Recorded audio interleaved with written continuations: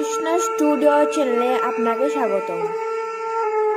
ভূতলে শ্রীমতে ভক্তি প্রপন্ন জ্যোতি স্বামীতি নমিনে নমো আচার্য পদয় দন্য ভূষণ মুকুট মনে গুরু করুণা মূর্তয়ে ক্ষমা ধৈর্য শিরোমণি নমো মে শ্রীমতে ভক্তি কুসুমে শ্রমণায় বৈ বিষ্ণুপদয় দেবায় কৃপা বেদয়ে নমো নমঃ শ্রী গৌরী করুণামূর্তি কৃপা পূর্ণ কলেবর শ্রী ভক্তি কুসুম বন্দে রাধা কুঞ্জ নিবাসিন নমো মে বিষ্ণুপদয় কৃষ্ণ পৃষ্ঠায় ভূতলে শ্রীমতে ভক্তি সিদ্ধান্ত সরস্বতী নমিনে আনন্দ লীলাময় বিগ্রহায় হেমাবদিব্য ছবি সুন্দরায় তস্मै মহাপ্রেম রস প্রদায় চৈতন্য চন্দ্রায় নমো নমস্তে বন্দে বৃন্দাবন গুরু কৃষ্ণ কমলোলোচন বল্লভী বল্লভং দেব শ্রী রাধা লিঙ্গিত বিগ্রহ শ্রী রূপে শ্রী সনাতন ভট্ট রঘুনাথ শ্রীজীব গোপাল ভট্ট দাসী রঘুনাথ আমি এই ছয়ে গোসাই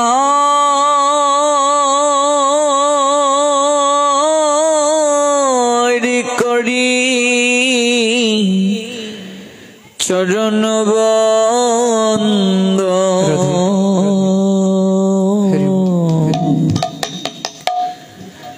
যাহা হতে বিঘ্ন নাশ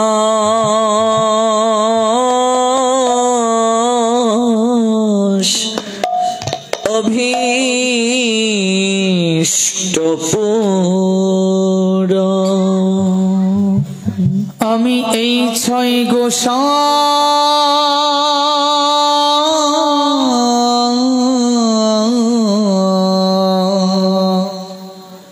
করি চরণ বন্দ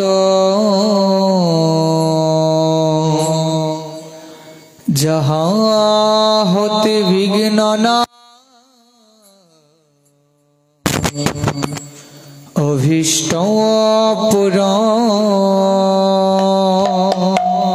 এই ছয় গোসাই করি চরণ বন্দন যাহা হতে মিলে রে ভাই কৃষ্ণ প্রেম ধন। এই ছয় গোসাই করি চরণ বন্দন যাহা হতে মিলে রে ভাই কৃষ্ণ প্রেম ধন।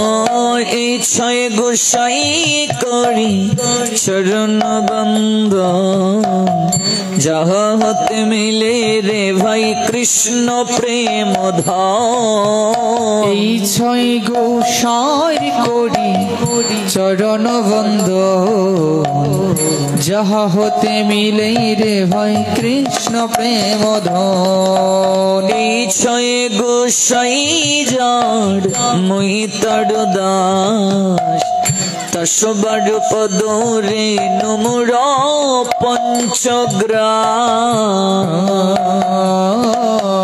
এই ছয় গোসাই যার মই তার দাস তাসবর পদ রেণু মোর পঞ্চগ্রাস তাদের চরণ সে বিভক্ত শোনে বাস জনমে জনমে মোর এই অভিলাষ তাদের চরণ সেবী ভক্ত শনি বাস জনমে জনমে মোর এই অভিলাষ এই ছয় গোসাই প্রভু মোর কর দয়া চরণে শরণ নীলম দাও পদ ছায়া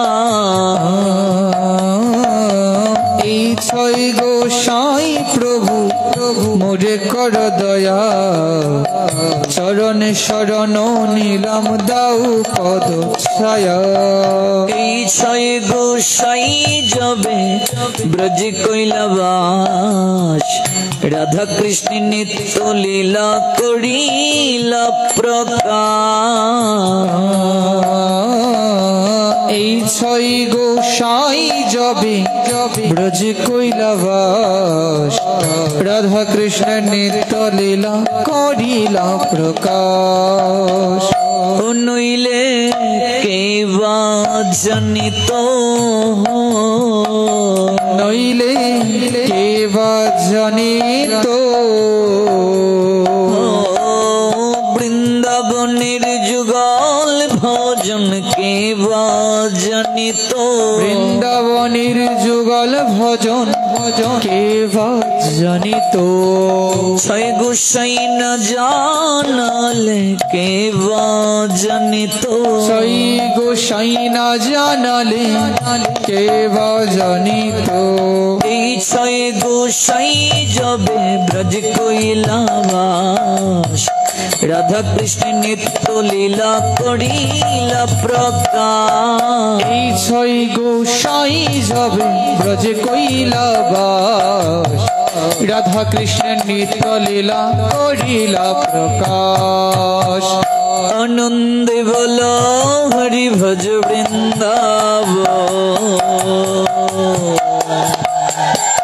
শ্রী গুরু বৈষ্ণব পদে মজাইয়া আনন্দে বল হরি ভজ বৃন্দাবন শ্রী গুরু বৈষ্ণব পদে মজাইয়া মনের আনন্দে বলো হরি ভজ বৃন্দাবন শ্রী গুরু বৈষ্ণব পদে মজাইয়া আনন্দে বল হরি ভজ বৃন্দাবন শ্রী গুরু বৈষ্ণব পদে মজাইয়া শ্রী গুরু বৈষ্ণব পদ পদ্ম করিয়া নাম সংকীর্তন কহে নরোত্তম দাস শ্রী গুরু বৈষ্ণব পদ পদ্ম করি আস নাম সংকীর্তন কহে নরোত্তম দাস জয়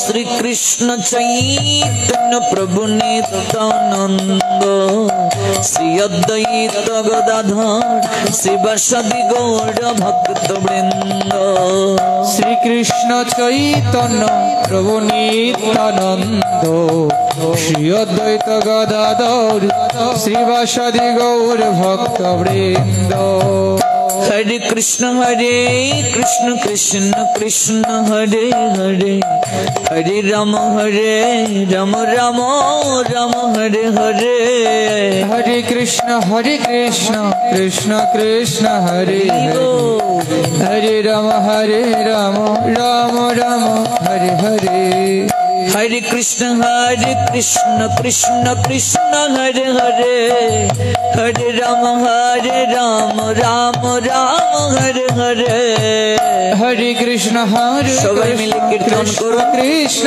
हरे हरे हरे राम राम राम हरे हरे हरे कृष्ण कृष्ण कृष्ण हरे हरे हरे राम राम राम हरे हरे हरि बोल और जोर से प्रेम से Hare Krishna Krishna Krishna Hare Hare Hare Rama Rama Rama Hare Hare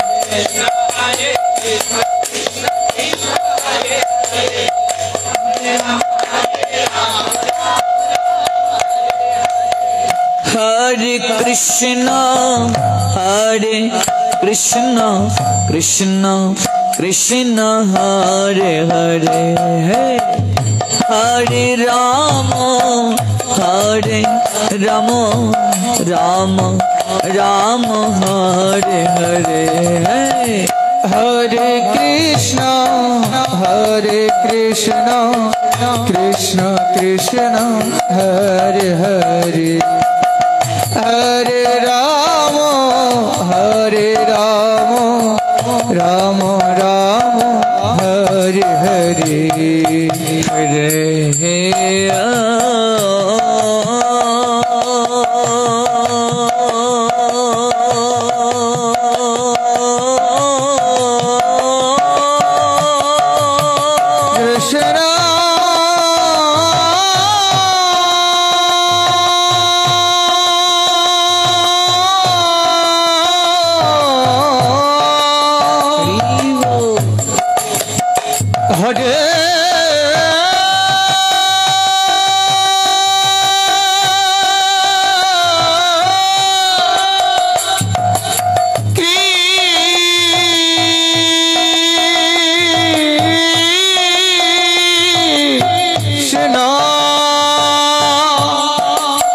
Krishna Krishna Hare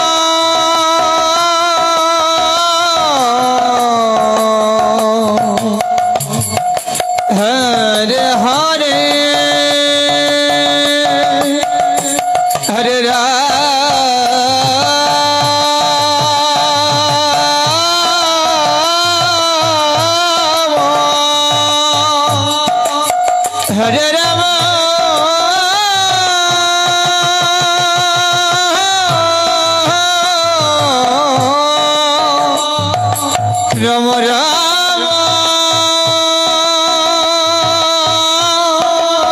Hare Hare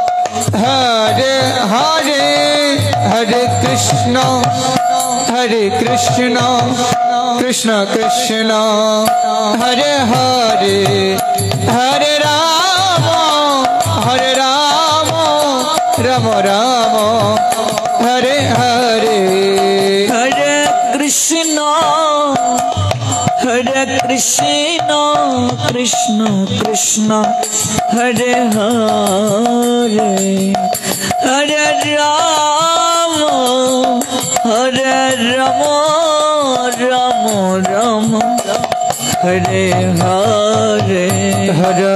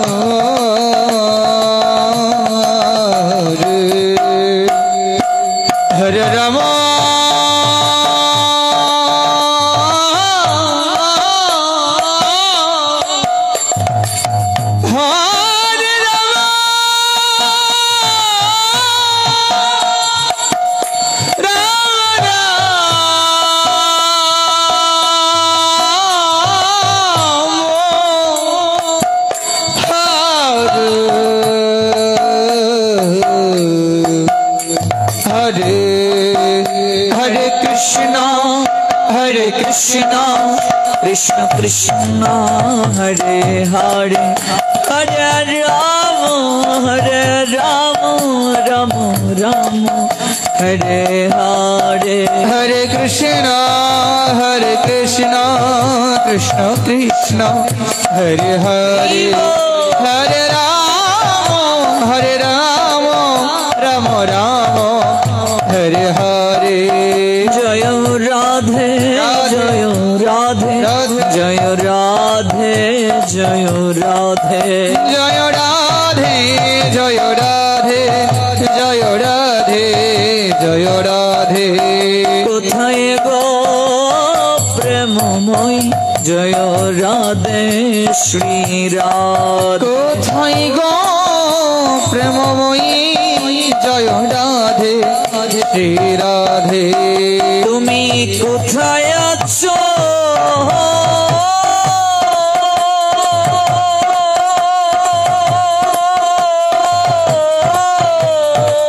কোথায় গো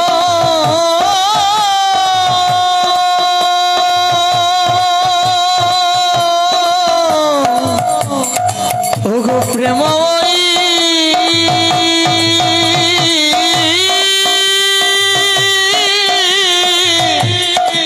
ওগো কৃপা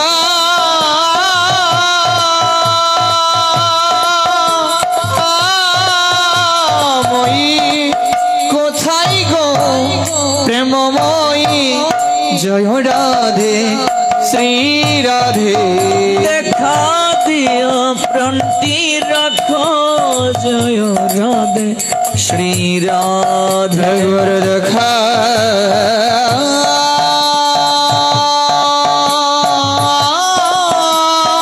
দিও আমার প্রাণ রাখো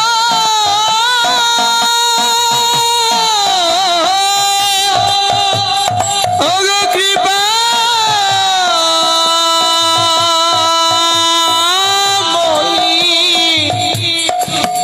শ্রী রাধে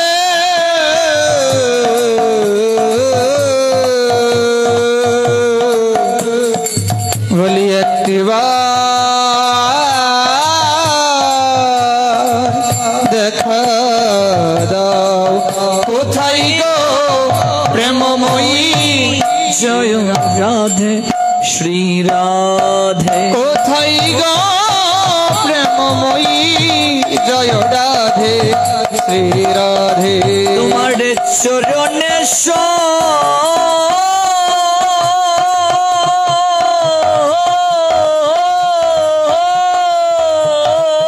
ওগো রাধে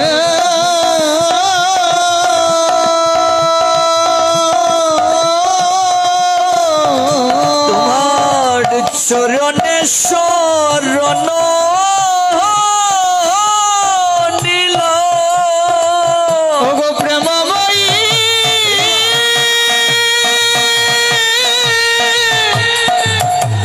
রাধে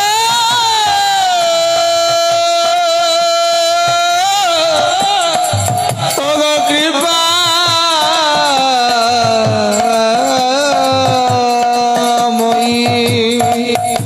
রাধে রাধে কোথায় গো প্রেমময়ী জয় রাধে শ্রী রাধে কোথায় গো প্রেমময়ী জয় রাধে শ্রী রাধে নিতাই গৌর হরি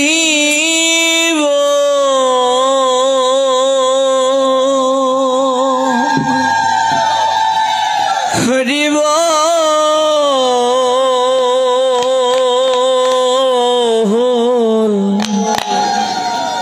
হরি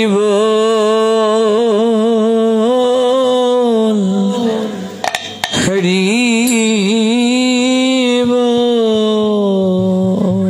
নিতাই গৌর হরি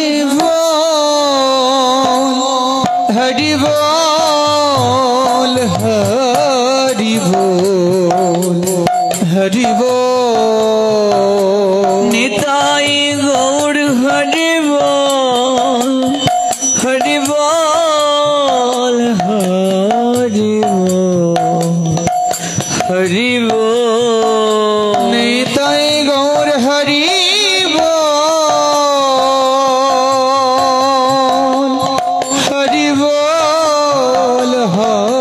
হরি বল হরি বল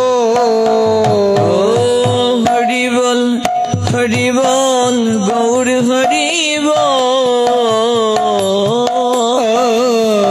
হরি বল হরি বল গৌর হরি বল হরি বল হরি বল গৌর হরি বল হরি বল হরি বল গৌর হরি বল নিতাই গৌর হরি বল হরি বল হরি বল হরি বল নেতা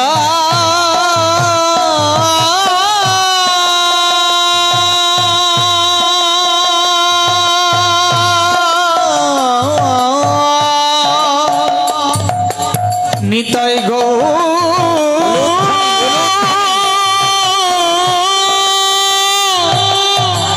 হরি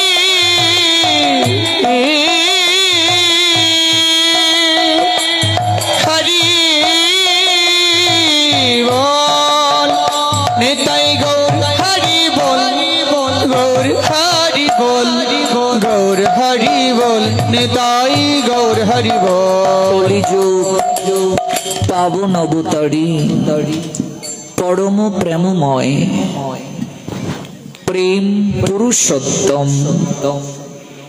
পর প্রেম তত্ত্ব সীমার পরাকাষ্ঠরূপ কাঙ্গালির ঠাকুর প্রেমনিধি গুণনিধি করুণানিধি প্রেমকল্পতরু শ্রীকৃষ্ণ চৈতন্য মহাপ্রভু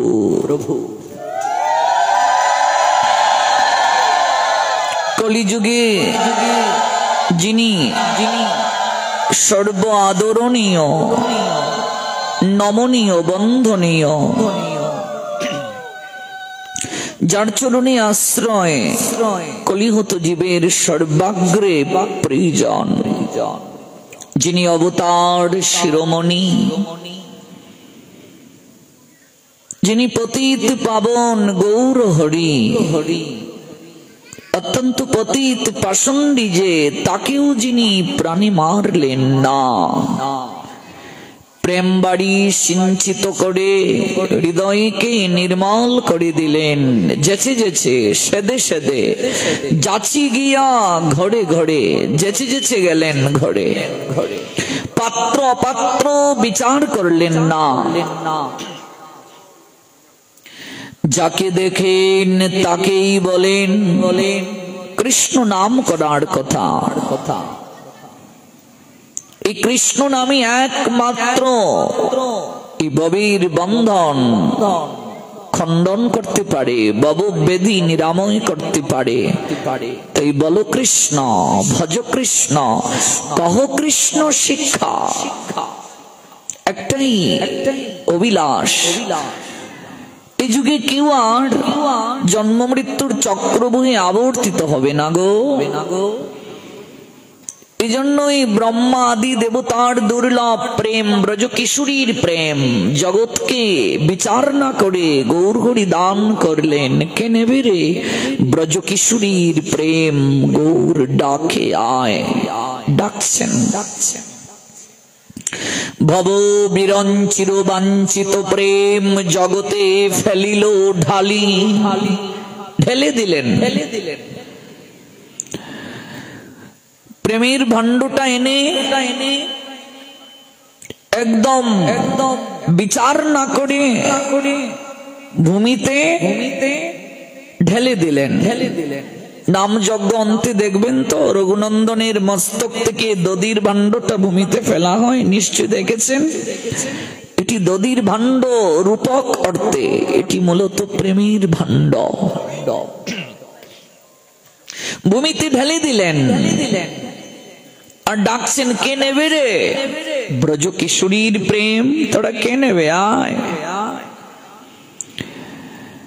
একটা শর্ত আছে যে মা বিচার না করে সবাইকে প্রেম দান করলেন কিন্তু ওই প্রেম সবাই আস্বাদন করতে পারবে না গৌর হরি বিচার না করে দিয়েছেন বটে কিন্তু সবার দ্বারা তো সম্ভব নয় গো এই প্রেম আস্বাদন করতে গেলে কাঙ্গাল হতে হবে মা।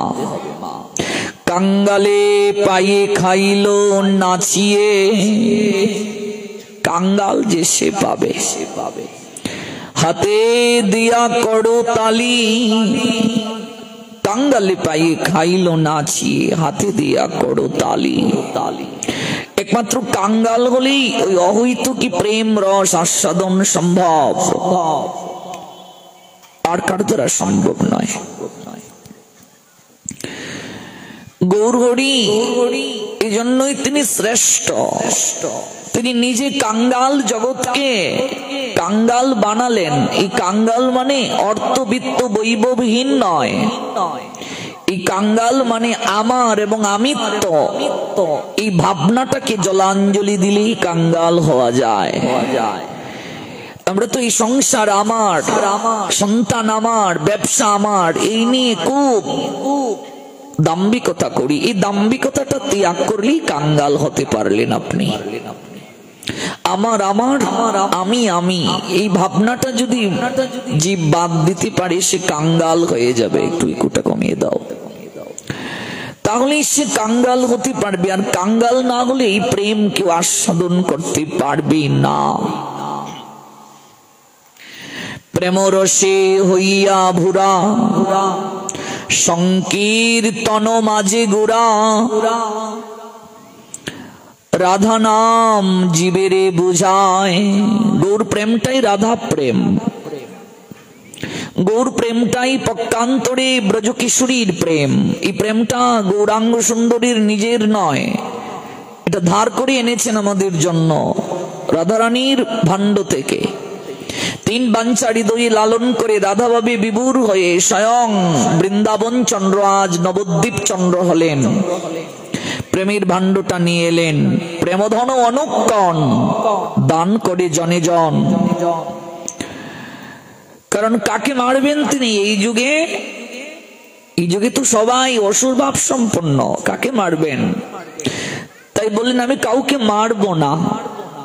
প্রত্যেক যুগে যুগে তো অস্ত্র ধারণ করে আমি সংহার করেছি, এই যুগে আমি সংহার করব না। এই যুগে আমি প্রেমরস দিয়ে সবার হৃদয়টাকে দ্রবীভূত করে দেব, ধুয়ে মুছে পরিষ্কার করে দেব, নির্মল করে দেব। এই জন্যই গৌরাঙ্গ সুন্দর পরম দয়াল শ্রীকৃষ্ণ চৈতন্য প্রভু দয়া করো মোরে, তোমা বিনা কে দয়ালু জগত সংসারে। পতিত পাবন হেতু তব অবতার, মো সম পতিত প্রভু না পাইবে আর। ওই ভাবটা নিয়ে বসতে হবে এই যজ্ঞস্থলে, যজ্ঞস্থানে যজ্ঞস্থলিতে কোন ভাবটা নিয়ে বসবো? মো সম পতিত প্রভু না পাইবে আর। আমার মতো মো সম, মো মানে আমার, আমার মতো পতিত কেউ নাই জগতে। এই ভাবটাকেই বলে কাঙ্গাল ভাব। আমার মতো পাপী জগতে কেউ নাই। সবাই প্রেম প্রাপ্ত হলো, কৃষ্ণ নামে বিভোর হলো, আমি পারলাম না। এই যে ভাব, আমার জীবন রবি পূর্ব গগন থেকে পশ্চিম গগনে ঢলে পড়লো। কি করলাম, কি হিসাব দেব, কেন এলাম, যাব কোথায়? এই যে ভাবনা, এই ভাবনাটা নিয়ে বসতে হবে। মোসম পতিত প্রভু না পাইবে আর। তুমি আমায় কৃপা করো, আমার মতো পাপী, আমার মতো পতিত জগতে কোথায় পাবে তুমি? গৌরাঙ্গ সুন্দর এই পতিত পাষণ্ডীদের উদ্ধার করার জন্যই এসেছেন। এই জন্যই তার চরণে আমরা সর্বাগ্রে আকুতি নিবেদন করি। গৌর চরণে আত্মনিবেদন না করি ভাগবতে যাওয়া যায় না। গৌর আনুগত্যে ভাগবত, ভজনটা গৌর আনুগত্যে, যুগল ভজনটাও গৌর আনুগত্যে। আজকে ধামে যাচ্ছি, তীর্থে যাচ্ছি, লুপ্ত হয়ে গিয়েছিল তীর্থ, লুপ্ত হয়ে গিয়েছিল ধাম। গৌর হরি এসে আবার জগতে উদ্ধার করলেন, ওই ধামগুলো প্রকাশ করলেন। এই জন্য গৌর হরির আনুগত্যে সকল কার্য আমাদের সম্পাদন করতে হবে। তিনি এসে হাতটা ধরে জগৎকে শিখিয়ে দিলেন, হাতে কলমে শেখালেন। আপনি হয়ে হরি কেন বলো হরি, হরি হরি বলে কেন কাঁদো? নিজে কাঁদছেন জগৎকে কাঁদানোর জন্য, নতুবা কাঁদবে না জগৎ। নিজে ভগবান হয়ে ভক্তভাব অঙ্গীকার করে এলেন, প্রেমের শিক্ষক হয়ে জগৎকে প্রেম শিক্ষা দান করলেন। এখানেই তিনি শ্রেষ্ঠ। তিনি এসে জগৎ জীবকে জানালেন ভগবান দূরের কেহ নয়, ভগবান তোমার কাছের জন। তিনি এসে জগৎ জীবকে অবগত করলেন তুমি ভগবানকে কতটা ডাকবে, ভগবান তোমায় ডাকছেন, তুমি কান পেতে কেবল তার কথা শ্রবণ করো, তোমার চিত্তকে নির্মল করো হরি নামের দ্বারা, ভজনের দ্বারা।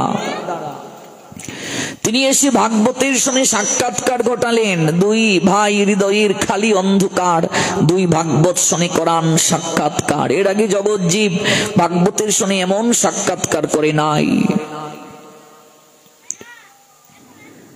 এই জন্য গৌর আনুগত্যে ভাগবত, গৌর হরি আমাদের নয়ন পথের পথিক্ষণ। তার কৃপা আশীর্বাদকে সম্বল করে গতকাল যে স্থলে ভগবানের কথার আমরা বিশ্রাম টেনেছি, আজ সেখান থেকে পুনরায় আমরা শ্রবণ করব। তবে বিনম্র প্রার্থনা, যেটুকু সময় আমরা ভগবানের কথা শ্রবণ করব, সেই শ্রবণটা যেন আমাদের কায় মনোবাক্যে হয়, শ্রদ্ধার সঙ্গে হয়। আপনারা নিশ্চয় অবগত আছেন, গতকাল বলেছিলাম গোকর্ণ যখন জ্ঞানী গুণী প্রাজ্ঞ শাস্ত্র তত্ত্ববেত্তা সবাইকে নিয়ে সভা করে তিনি জানালেন তার ভাই প্রেত যিনি প্রাপ্ত হয়েছে, এই প্রেত থেকে মুক্তির উপায় কি করলে সম্ভব। সবার কাছে যখন এই জিজ্ঞাসাটা করলেন, সবাই নিবৃত থাকলেন। যখন তারা জানলেন গয়াতে পিণ্ডদান করার পরও তার ভাইয়ের প্রেতত্ব কাটেনি, মুক্তি লাভ হয়নি তার, তাই সবাই নীরব রইল। এটা কি করে সম্ভব? গয়াতে পিণ্ডদানের পরও তারই করুণ দশা পরিত্রাণ হয়নি। তাই সবাই অপারগতা জ্ঞাপন করলেন। আর তখনই গোকর্ণ সূর্যদেবের নিকটে প্রার্থনা নিবেদন করলেন। সূর্যদেব প্রার্থনায় সন্তুষ্ট হয়ে তাকে যখন কৃপা করার নিমিত্তে এলেন, তখন গোকর্ণ তার চরণে নিবেদন জানাচ্ছেন, হে আদিত্য, হে সূর্য নারায়ণ, আপনি তো জগতের সাক্ষী, আপনাকে আমি প্রণাম নিবেদন করি। আপনি একমাত্র ধুন্ধুকারীর মুক্তির উপায় বলতে পারবেন, বলুন কেমন করে তার মুক্তি সম্ভব। আমি তো গয়া ধামে পিণ্ডদান করেছি, বিভিন্ন তীর্থ আদিতে গিয়েছি, এত কিছু করার পরও তার পরলোকগত আত্মা শান্তি পাচ্ছে না। এই মুহূর্তে আমার করণীয় কি? গোকর্ণের প্রার্থনা শ্রবণ করে সূর্যদেব তিনি বললেন, হে বৎস, কলিযুগে একমাত্র মুক্তির সোপান হলো, বিশেষ করে আমরা তো কলিযুগে হরি নাম পেলাম গৌর হরির কৃপায়, এই নামটা কিন্তু ভাগবতেরই, মনে রাখবে। ভাগবতের দশম স্কন্ধের প্রচারটাই হলো গৌর হরির এই অহৈতুকী প্রেম ধন প্রচার। গৌর প্রেমটাই রাধা প্রেম। কাজে একমাত্র প্রেত থেকে মুক্তির জন্য তুমি যে কার্যটা করতে পারো, গোকর্ণ, তুমি শ্রীমৎ ভাগবত শাস্ত্রের দ্বারা ধুন্ধুকারীকে মুক্তি দান করতে পারো। তুমি সপ্তাহব্যাপী ভাগবত প্রবচনের ব্যবস্থা করো, তাতেই তার পরম মঙ্গল সাধিত হবে। এই কথা বলে সূর্যদেব প্রস্থান করলেন। গোকর্ণ তখন বলছেন, ভাগবতের এত মহিমা, সপ্তাহব্যাপী ভাগবত যজ্ঞের দ্বারা যদি তার আত্মার শান্তি হয় তাহলে আমি তাই করব। তখন গোকর্ণ সুখসাধ্য শ্রীমৎ ভাগবত সপ্তাহের আয়োজনে ব্যস্ত হলেন। প্রেতের মুক্তি সাধন করার নিমিত্তে সংকল্প।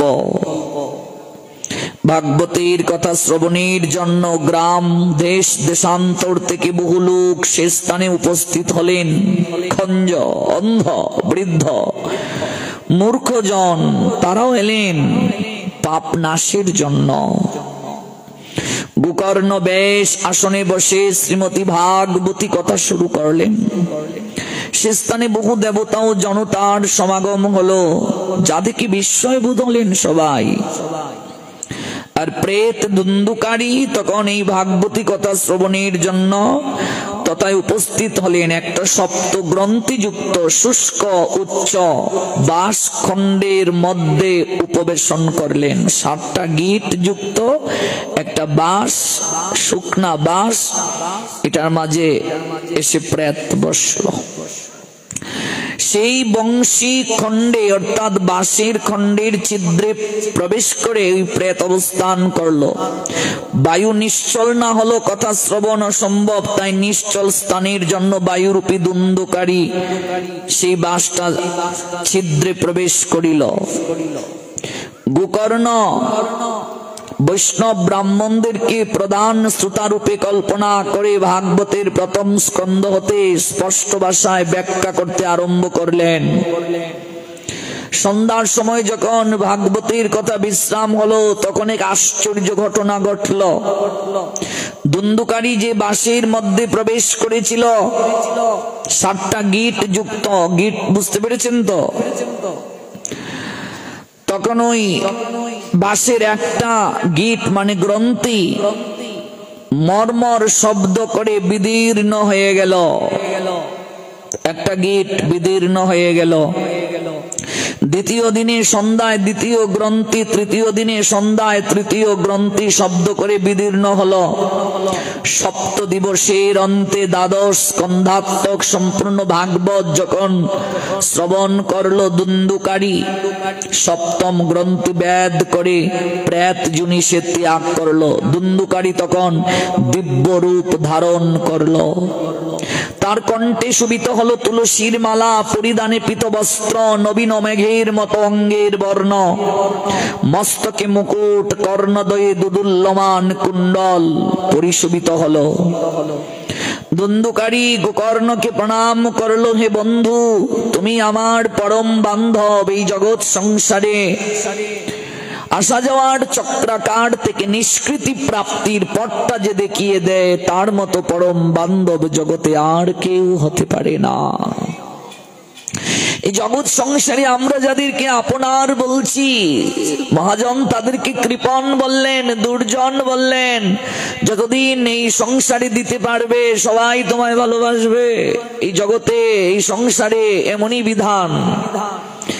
যতদিন করে জন ধন উপার্জন ততদিন বসে থাকে নিজ পরিজন।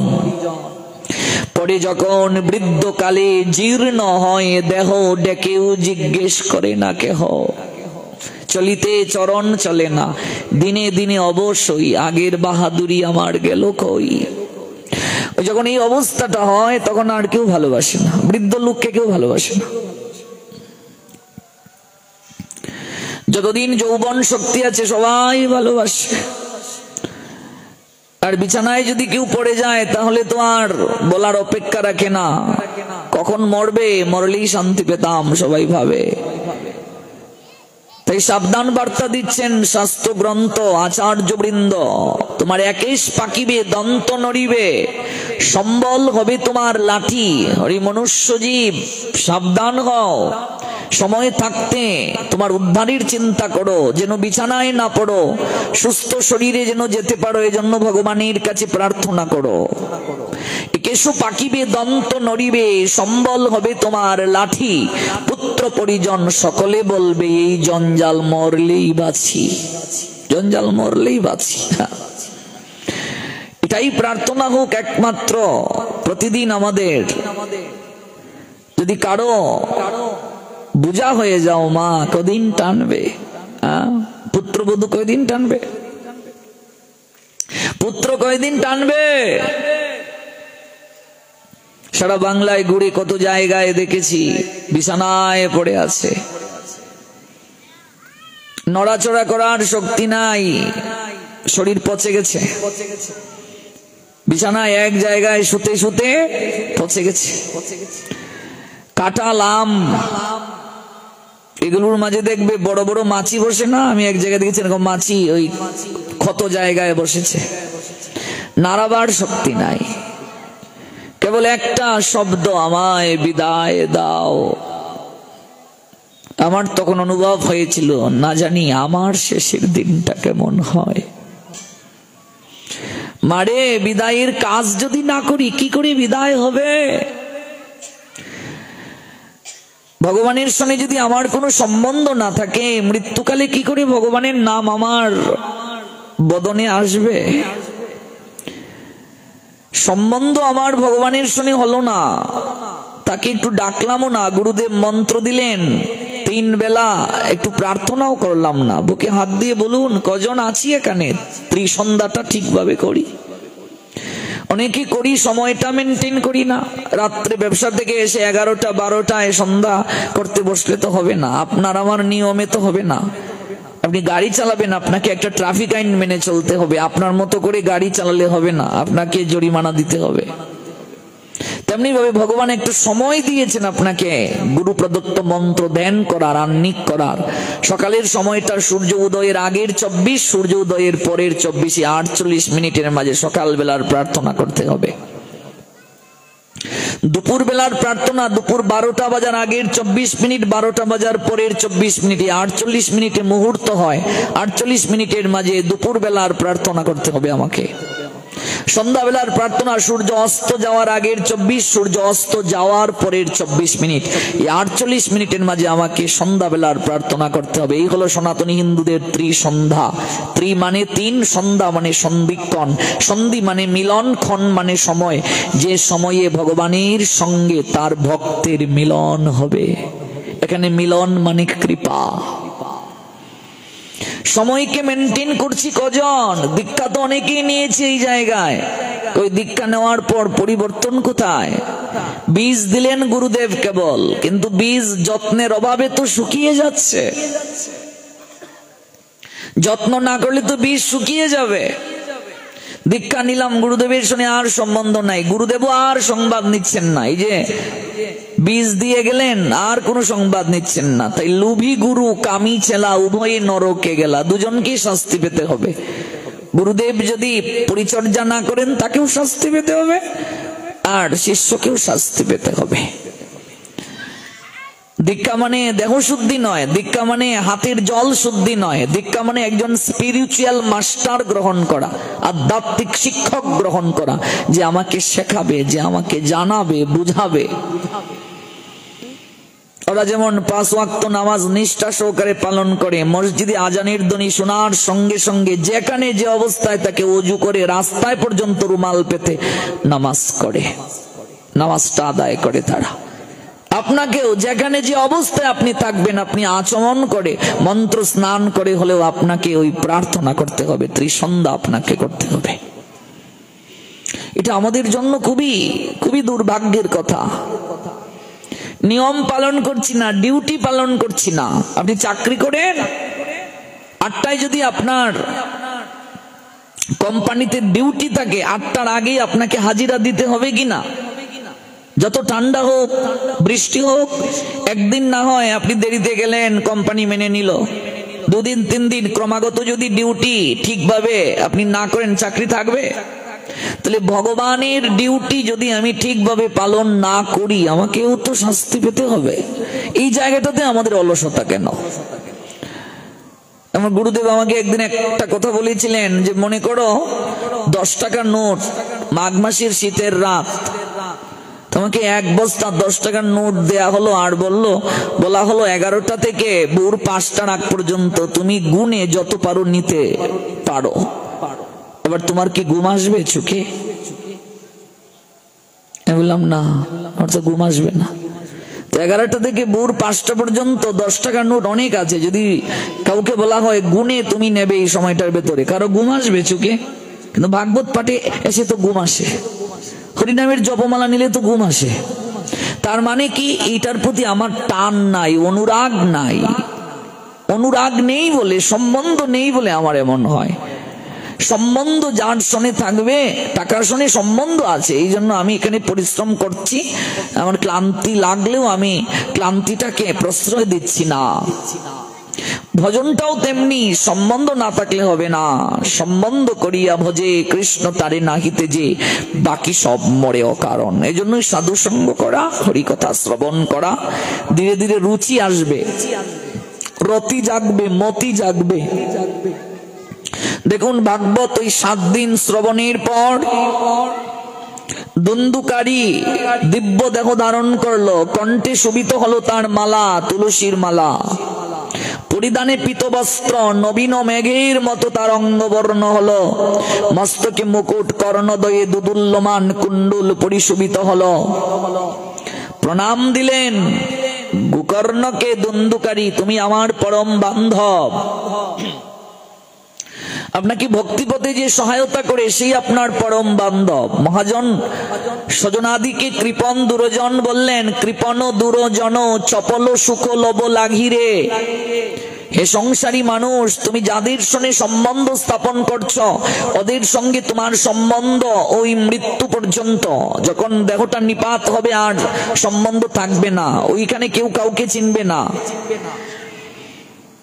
এই সম্বন্ধটা হলো অনিত্য শাস্ত্রের ভাষায়, কিন্তু নিত্য শাশ্বত সম্বন্ধ যার সঙ্গে, তিনি হলেন অনাদির আদি শ্রী গোবিন্দ ভগবান। কে তোমায় কি কথা কহিবে, সে কথা ভাবিলে আর কি চলিবে? বিপদে সম্পদে রাখিবে যে পদে, তুমি তার পদ কেন ভাবো না? তাহলে দেখুন, দিব্য দেহ ধারণ হলো, আর সে বলেছে তুমি আমার পরম বান্ধব। জগতে 3 জনের বিনাশ নাই, ভক্তির বিনাশ নাই, ভক্তের বিনাশ নাই, আর ভগবানের বিনাশ নাই। এই জন্য ভক্ত আমাদের পরম বান্ধব। বলছে, হে ভাই, তুমি আমার পরম বান্ধব, তুমি আমাকে উদ্ধারের পথ দেখালে, কিন্তু আমি সারা জীবন যাদেরকে নিয়ে আমি রং তামাশা ফুর্তি করেছি, ওই গণিকারা, ওরা আমার কাছে আর কোনো অর্থ অলংকার আদি না পাওয়ার কারণে বালিশ চাপা দিয়েছে আমায়। আমি মরিনি, এরপরও জ্বলন্ত কাষ্ঠ আমার মুখের মাঝে ঢুকিয়ে দিয়েছে। কিন্তু আমি সারা জীবন তোমার পক্ষ অবলম্বন করিনি, তোমাকে যন্ত্রণা দিয়েছি, কষ্ট দিয়েছি, কিন্তু তুমি আমাকে উদ্ধারের পথ করে দিলে। তুমি আমার পরম বান্ধব। প্রণাম নিবেদন করলেন, দুন্দুকারী তুমি কৃপা করে আমাকে প্রেত জুনি থেকে উদ্ধার করলে। প্রেত জুনি পিরানাশিনী শ্রীমতী ভাগবতের কথা অতি ধন্য, বৈকুণ্ঠ লোকপ্রদ। মানবগণ যখন শ্রীমদ ভাগবত সপ্তাহ শ্রবণের জন্য কৃত সংকল্প হন, কম্পন্তে সর্বপাপানি সপ্তাহ শ্রবণে স্থিতে, অকস্মাৎ প্রলয়ং সদ্য কথা চয়ং করিষ্যতি। শ্লোকটির বাংলা কি? যে লোক সংকল্প করে মনে মনে আমি 7 দিন ব্যাপী ভগবানের কথা শুনব, যদি কেউ মনে মনে সংকল্প করে, তখনই যত পাপ রয়েছে ওই পাপ সমূহ ওরা কাঁপতে শুরু করে, ভয় পেয়ে ওরা কম্পিত হতে শুরু করে। কেন? কারণ একমাত্র ভাগবত কথার মাধ্যমেই ওই পাপকে নির্মূল করা যায়। কলিযুগে কেবল নামযজ্ঞ আর এই ভাগবত যজ্ঞ, আর কোনো কিছু দ্বারা উদ্ধার হয় না। পুণ্য হতে পারে পুজো থেকে, কিন্তু পূজা পার্বণে কাউকে মুক্তি দিতে পারবে না। এইগুলো করলে পুণ্য হবে, কিন্তু স্বীকৃতি হবে না। এই জন্য কলিযুগে পরীক্ষিত মহারাজকে দিয়ে ভাগবতের প্রচলন করা হলো। মৃত্যু পথযাত্রী ব্যক্তির একমাত্র ভাগবত শ্রবণটাই যে মুখ্য, এটি পরীক্ষিতকে দিয়ে জগৎকে দেখানো হলো। কম্পন্তে সর্ব পাপানি সপ্তাহ শ্রবণে স্থিতে, অকস্মাৎ প্রলয়ং সদ্য কথা চয়ং করিষ্যতি। কেউ যদি সংকল্প করে মনে মনে, তখনই তার পাপ সমূহ মনে করে এই ভাগবতী কথা আমাকে বিনাশ করবে, ভয়ে তারা কাঁপতে শুরু করে। ভাগবত কথা আমাকে বিনাশ করবে, পাপ বিনাশ করবে। আদ্রং শুষ্কং লঘু স্থূলং বাংন কর্মবিকৃতম শ্রবণং বিদহেত পাপং পাবকৌ সমিধো ইয়াতা। আগুন যেমন ভিজা, শুষ্ক, ক্ষুদ্র কিংবা বৃহৎ কাষ্ঠরাশিকে বশীভূত করে। আগুনে আপনি যদি ভিজা একটা কাঠ দেন, কিছুক্ষণ পরই তার মাঝে অগ্নি প্রজ্বলিত হবে কিনা? রসটা তো আগুন প্রথমে শুষে নেবে, তারপর এটা গরম হয়ে যাবে, তারপর এটাকে গ্রাস করবে আগুন। আগুন যেমন ভিজা, শুষ্ক, শুষ্ক মানে শুকনা, ক্ষুদ্র কিংবা বিশাল কাষ্ঠ রাশিকে বশীভূত করে, তেমনি ভাগবত সপ্তাহব্যাপী যে শ্রবণ করে বাক্যের দ্বারা, মনের দ্বারা ও কর্মের দ্বারা সৃষ্ট জ্ঞানত মানে জেনে, অজ্ঞানত না জেনে, স্বল্প কিংবা বৃহৎ, অল্প পাপ কিংবা বৃহৎ পাপ যে পাপই করুক না কেন, সমিদ ইয়াতা, ওই ভাগবত কথা সঙ্গে সঙ্গে তাকে বশীভূত করে দেয়। আগুন যেমন পুড়ে ছাই করে দেয়, ওই পাপকে পুড়ে দগ্ধীভূত করে দেয়। যারা এই ভাগবত কথা শ্রবণ করে না, ভাগবত কথা আলোচনা হচ্ছে জানার পরও যারা আসে না, শ্রবণ করে না, আদর করে না, সমালোচনা করে, তাদের জীবন বৃথা। বৃহস্পতি প্রভৃতি মহাত্মাগণ পর্যন্ত ব্রহ্মার সভায় এমন কীর্তন করেছেন, সুখদেব কথিত ভাগবত কথা শ্রবণ ব্যতীত যত্নে পালিত বলিষ্ঠ অনিত্য বিনাশশীল শরীর ধারণে কি প্রয়োজন? অস্থি সমূহ যার স্তম্ভ, স্নায়ু দ্বারা সবিশেষ দৃঢ়কৃত রক্ত মাংসে লিপ্ত, চর্মে আচ্ছাদিত পুঁতি গন্ধময় মলমূত্রের ভান্ডার স্বরূপ এই দেহ। অথচ এই দেহকে যত্ন করার জন্য আমরা সর্বদা লালিত, সর্বদা লালসায় কাতর আমরা এই দেহের যৌবন ধরে রাখার জন্য, কিন্তু বিনাশ তো হবে এই দেহ। কাজে এই দেহটা গুরু বৈষ্ণব ভগবানের সেবাতেই যদি কেউ উৎসর্গ করে, তাহলেই তো এই দেহ ধারণ করা ধন্য হলো, ধারণ করার সার্থকতা হলো। কারণ এই মনুষ্য দেহ ছাড়া, মনুষ্য জীবন ছাড়া তো এমন করে এত সুন্দর পরিপাটি ভাবে গুরু বৈষ্ণব ভগবানের সেবা করার আর অধিকার হয় না। আর কোন জন্মে আছে এই সুযোগ নাই। এজন্য এই জরা বেদি যন্ত্রণাময় এই সংসার কারাগার থেকে কেউ যদি উদ্ধার প্রাপ্ত হতে চায়, শাস্ত্রে আচার্যগণ সিদ্ধান্ত দিলেন, কলিযুগের মানুষ যেহেতু বুদ্ধি কম, আয়ু কম, কামনা তাদের আষ্টে পৃষ্ঠে জড়িয়ে আছে, অন্ন ছাড়া যেহেতু তারা বাঁচতে পারে না, কঠিন ভজন সাধন করতে পারে না, তাই কলিহত জীবের একটাই উদ্ধারের পথ, ওরা কেবল কায় মনোবাক্যে নিষ্ঠা সহকারে ভগবানের কথাকে তারা শ্রবণ করবে। শ্রবণের দ্বারাই তাদের মঙ্গল হয়ে যাবে। কেবল শুনলেই মঙ্গল, না বুঝেও যদি কেউ শুনে তাতেও মঙ্গল হবে। কারণ আগুনে জেনে হাত দাও, না জেনে হাত দাও, আগুনের ধর্ম কি? পুরানো। না আগুন বলবে ও না জেনে হাত দিয়েছে, ওকে পুরাবো না। অগ্নির ধর্মটাই হলো পুরানো। আপনি জেনে অগ্নিতে হাত দেন আর না জেনেই অগ্নিতে হাত দেন, অগ্নির ধর্ম পুরানো। না বুঝেও যদি কেউ আস্বাদন করে ভগবানের কথা, ভগবানের নাম, তাহলেও তার উদ্ধার হয়ে যাবে। ভাগবতে প্রহ্লাদ মহারাজ বলছেন, দেখুন সপ্তম স্কন্ধ ৫তম অধ্যায়, শ্লোক সংখ্যা ২৩ এবং ২৪, ১৮,০০০ শ্লোকের মাঝে অন্যতম শ্লোক। শ্রবণং কীর্তনং বিষ্ণু স্মরণম পাদ সেবনম অর্চনং বন্দনং দাস্যং শক্ত আত্ম নিবেদনম। ৯টা হলো ভক্তির অঙ্গ: শ্রবণ, কীর্তন, স্মরণ, বন্দনা, অর্চন, দাস্য, শক্ত আর আত্মনিবেদন।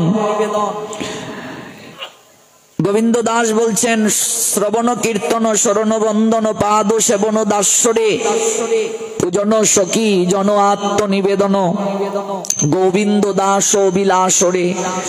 এই যে নববিধা ভক্তি, নববিধা ভক্তির মাঝে প্রথমটাই হলো শ্রবণ। ভক্তির 64 অঙ্গ, তন্মধ্যে 9টা প্রধান, 9টার মাঝে শ্রবণটা শ্রেষ্ঠ। শ্রবণ করলেই মঙ্গল। অন্য যুগের মতো এত কষ্ট করতে হবে না কলিযুগের মানুষকে, শ্রবণ করলেই তাদের মঙ্গল হয়ে যাবে। কত সৌভাগ্য দেখুন। কলির ভজন বড় সুজা, গঙ্গার জলে গঙ্গার পূজা। আবার কলির ভজন বড় সুজা, যে না বুঝে বড় গাধা। আপনি হরিনাম শ্রবণ করতে গিয়েছেন, নামটা আপনি নিষ্ঠা সহকারে শ্রবণ করুন। শ্রবণের দ্বারাই আপনার জন্য বৈকুণ্ঠ থেকে রথ আসবে। আপনি ভাগবত শ্রবণে বসেছেন, ভুলে যান এই কয়েক ঘন্টা সময় আপনি চাকরিজীবী, আপনি ব্যবসায়ী, আপনার স্ত্রী পুত্র কন্যা পরিবার পরিজন আছে, এগুলো ভুলে যান। আপনি ভাবুন যেভাবে আপনি এসেছেন, যাবেন যেভাবে, ওই ভাবনাটা নিয়ে বসুন। আমি কেবল তোমার গোবিন্দ, তুমি কেবল আমার। এই ভাবনাটা নিয়ে বসুন। আপনি অল্প সময়ই শ্রবণ করুন, তাতেই আপনার মঙ্গল হয়ে যাবে। আজকাল আমরা কীর্তন শ্রবণ করতে যাই, কীর্তনে যত মানুষ তার থেকে অধিক মানুষ থাকে ওই মেলায়। আচ্ছা, কীর্তনে গিয়ে যদি কসমেটিক কিনতে হয়, তাহলে এই বসুন্ধরা, তারপর গাজীপুর, তারপর আপনাদের এই শ্রীপুর, তারপর আপনাদের এই কাউরাইদি বাজারে কসমেটিকের দোকানগুলো কি দোষ করলো? কীর্তনে গিয়ে যদি আমাকে কসমেটিকই কিনতে হয়, কীর্তনে গিয়ে যদি আমায় চটপটি খেতে হয়, কীর্তনে গিয়ে যদি আমাকে ফুচকা খেতে হয়, তাহলে ফুচকা বাজারে গিয়েই তো খেতে পারি। কীর্তনে যাওয়ার দরকারটা কি? আপনি কীর্তনে গিয়েছেন, আপনি আর কোনো কিছু আহার করতে পারবেন না। অনেক মা বাবারা বাচ্চাদেরকে এনে পটেটো চিপস খাওয়ায় এই ভাগবত পাঠে, আমি কালকেও দেখেছি। তারপর কীর্তনে সানাসুর খায়, বাদামের বিচি এরকম খায়, মনে হচ্ছে যেন পার্কে এসেছে ওরা। পার্ক এটা তো কি মঙ্গল হবে? মঙ্গলটা হবে কি করে? শ্রবণ করলেই যে উদ্ধার হবে, শ্রবণের দ্বারাই যে সকল সিদ্ধি প্রাপ্তি সম্ভব। কিন্তু শ্রবণটা তো শ্রবণের ন্যায় করতে হবে। এই স্থানটা যদি আমি ভাবি যে এটা অমুক বাবুর বাড়ি, এটাই তো আমার সবচেয়ে বড় ভুল ধারণা। যে কীর্তনে গেলাম, এটা অমুক বাড়ির আঙ্গিনা, এটা তো জড় জগতে একটা পরিচয়। কিন্তু আমাকে এই ভাবনা নিয়ে বসতে হবে, এটা নবসৃষ্ট বৃন্দাবন। তাহলে বৃন্দাবনে বসে আপনি বাদাম খাচ্ছেন বসে বসে কেন? 1-2 ঘন্টা তোমার বাচ্চাকে চিপস খাওয়াতে হয়, তোর রাক্ষস বাচ্চা বানিয়েছো কেন? হ্যাঁ, তোমাকে 1 ঘন্টা তোমার বাচ্চাকে সামলে রাখতে পারো না, এখানে চিপস খাওয়াতে হয় কেন? আনন্দ বাজারে দেখবি অভাব নাই লোকের, কীর্তন শুনতে কয়জন যায়? প্রশ্ন করেছিলেন পার্বতী মহাদেবকে, এই যে লক্ষ লক্ষ লোক স্নান করছে, গঙ্গা স্নান, পার্বতী প্রশ্ন করছেন মহাদেবকে, সবাই কি উদ্ধার হবে?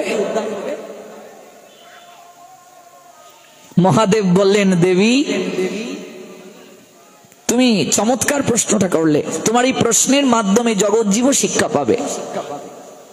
তুমি বললে লক্ষ লক্ষ লোক গঙ্গা স্নান করতে এসেছে, সবাই উদ্ধার পাবে কিনা। কিন্তু পার্বতী, লক্ষ লক্ষ লোক কি সত্যি গঙ্গা স্নানে এসেছে?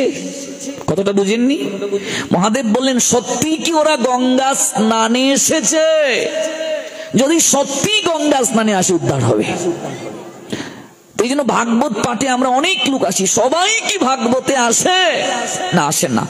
এখানে থাকলেও সে ভাগবতে নাই, দেহ আছে, মন নাই। এই যে উদ্ধার হলো প্রেত জুনি থেকে, ধুন্ধুকারী উদ্ধার হলো। ধুন্ধুকারীর জন্য বৈকুণ্ঠ থেকে রথ এসে নামলো তাকে নেয়ার জন্য। তাহলে আরো যে হাজার হাজার শ্রোতা ওই গোকর্ণ ভাগবত পাঠ করলেন, ওরা বসে শ্রবণ করলো, কেবল ধুন্ধুকারীর জন্য রথ এলো, বাকিদের জন্য রথ এলো না কেন? কারণ তারা কায় মনোবাক্যে নিষ্ঠা সহকারে শ্রবণ করে নাই। এই জন্য শ্রবণটা হলো মুখ্য। শ্রবণ করব কায় মনোবাক্যে। যখন ভাগবত কথা শুরু হয়ে যাবে, নাম যজ্ঞ শুরু হয়ে যাবে, তখন আমি কেবল কায় মনোবাক্যে শ্রবণ করব, আর কোনো আহারও করব না। ভাগবত পাঠ শেষ, অন্তে আমি প্রসাদ পেয়ে যাব, আমি আর কোনো কার্য করব না। যদি আমার শাস্ত্র বাক্যে বিশ্বাস না থাকে, শ্রদ্ধা না থাকে, ভক্তির অভাব থাকে, আমার উদ্ধার সম্ভব নয়। মহাদেব বললেন, দেবী পার্বতী আমি কিছুটা সময়ের জন্য সব হয়ে যাচ্ছি। পার্বতী শুনে কান্না শুরু করলেন, এই কেমন কথা বলছো প্রভু, তুমি মরা হয়ে যাবে? বলছে, আরে আমি কি সত্যিকার অর্থে মরছি নাকি? আমি অভিনয় করব, আমি কিছুটা সময়ের জন্য মরা হয়ে যাচ্ছি, আর তুমি সাধারণ এক রমণীর রূপ ধারণ করে আমার পাশে বসে কাঁদতে থাকো, তোমার উত্তর তুমি পেয়ে যাবে। পার্বতী বললেন, এই কি, তুমি মরা হয়ে যাবে, আমি সাধারণ এক রমণীর রূপ ধারণ করে কাঁদতে শুরু করব, তাতেই আমি উত্তর পেয়ে যাব? লক্ষ লক্ষ লোক গঙ্গা স্নানে এলো, সবাই উদ্ধার পাবে কিনা, এই উত্তর আমি পেয়ে যাব। আচ্ছা, তোমার ইচ্ছে পূরণ হোক। মহাদেব সব হয়ে গেলেন, সাধারণ একটা পুরুষের রূপ ধারণ করে সব হয়ে গেলেন। সব মানে মরা। দেবী পার্বতী সাধারণ এক রমণীর রূপ ধারণ করে কান্না করছেন। যাকেই দেখছেন বলছেন, ওগো, আমি গঙ্গা স্নানে এসেছিলাম আমার স্বামীকে নিয়ে, তিনি এসে মরে গেলেন, তোমরা একটু কৃপা করে আমার স্বামীকে একটু সৎকারের জন্য শ্মশানটায় নিয়ে যাও না, শ্মশানে নিয়ে যাও। কয়েকজন লোক এগিয়ে এলো, আর মা কি কান্না করবে, সবাইকে তো একদিন যেতে হবে, কান্না বন্ধ করো। যখন কাছে এলেন তখন পার্বতী একটা শর্ত দিয়ে দিলেন, বাবা একটা শর্ত যে আছে। বলছে, শর্ত আবার কি? মরাকে নেব, শর্ত কিসের? বলছে, শর্তটা হলো, যদি কোনো পাপী আমার এই স্বামীর দেহকে স্পর্শ করে সঙ্গে সঙ্গে সে ভস্ম হয়ে যাবে। কথাটা শোনার সঙ্গে সঙ্গে যে কয়েকজন এসেছিল পিছিয়ে গেল 5 হাত। বাপরে বাপ, রে এসেছি উপকার করার জন্য, তুমি মারবে নাকি? হ্যাঁ, তোমার মরা তুমি সামলাও, আমাদের দরকার নেই। বলছে, কেন বাবা, তোমরা না গঙ্গা স্নান করলে? মহাপাপীও যদি গঙ্গায় ডুব দেয় সঙ্গে সঙ্গে তো সে পবিত্র হয়ে যায়। লোকগুলো বলছে, তা তো নিশ্চয়ই শাস্ত্রে আছে, গঙ্গা স্নান করলে মহাপাপীও পবিত্র হয়, কিন্তু এরপরও যদি আংশিক পাপ থেকে যায়। মহাদেব মনে মনে বলছেন, এই সন্দেহ যতদিন পর্যন্ত হৃদয় থেকে না যাবে, শাস্ত্র বাক্যে যতদিন বিশ্বাস না আসবে, মন যতদিন একাগ্র না হবে, গঙ্গা স্নান বলো, তীর্থ বলো, ধাম পরিক্রমা বলো, গুরু বৈষ্ণবের নিকটে বসে হরিকথা শ্রবণ বলো, কোনো কিছুর দ্বারা চিত্ত নির্মল হবে না, উদ্ধারও সম্ভব নয়। শাস্ত্রে বাক্যে শ্রদ্ধা বিশ্বাস যতদিন পর্যন্ত না থাকবে। আমি গঙ্গায় ডুব দিয়েছি, গঙ্গা পতিত পাবনী, মহাপাপীকেও গঙ্গা পবিত্র করেন, আমি পবিত্র। যদি আমার মধ্যে সংশয় থেকে যায় যে আমি পবিত্র কিনা, তাহলে তো আমার গঙ্গা স্নান হলো না। এই যে পনা তীর্থ স্নান হয় আমাদের সুনামগঞ্জে, আমি অনেককে দেখেছি, এই দিকে স্নান করবো না গো, এই দিকের জলটা নোংরা। গঙ্গা স্নানে গিয়ে গঙ্গার জল যারা বিচার করে তাদের কি করে পবিত্রতা আসবে? প্রসাদ পেতে গিয়ে যদি প্রসাদ বিচার হয়, গঙ্গা স্নানে গিয়ে যদি গঙ্গার জল বিচার হয়, কোন ঘাটে নোংরা কোন ঘাটের জল পরিষ্কার, তাহলে তো আর গঙ্গা জ্ঞান হলো না, তীর্থ জ্ঞান হলো না, ধাম জ্ঞান হলো না। প্রসাদ পাওয়ার সময় যদি আমাকে বিচার করতে হয়, তাহলে তো প্রসাদ রইল না।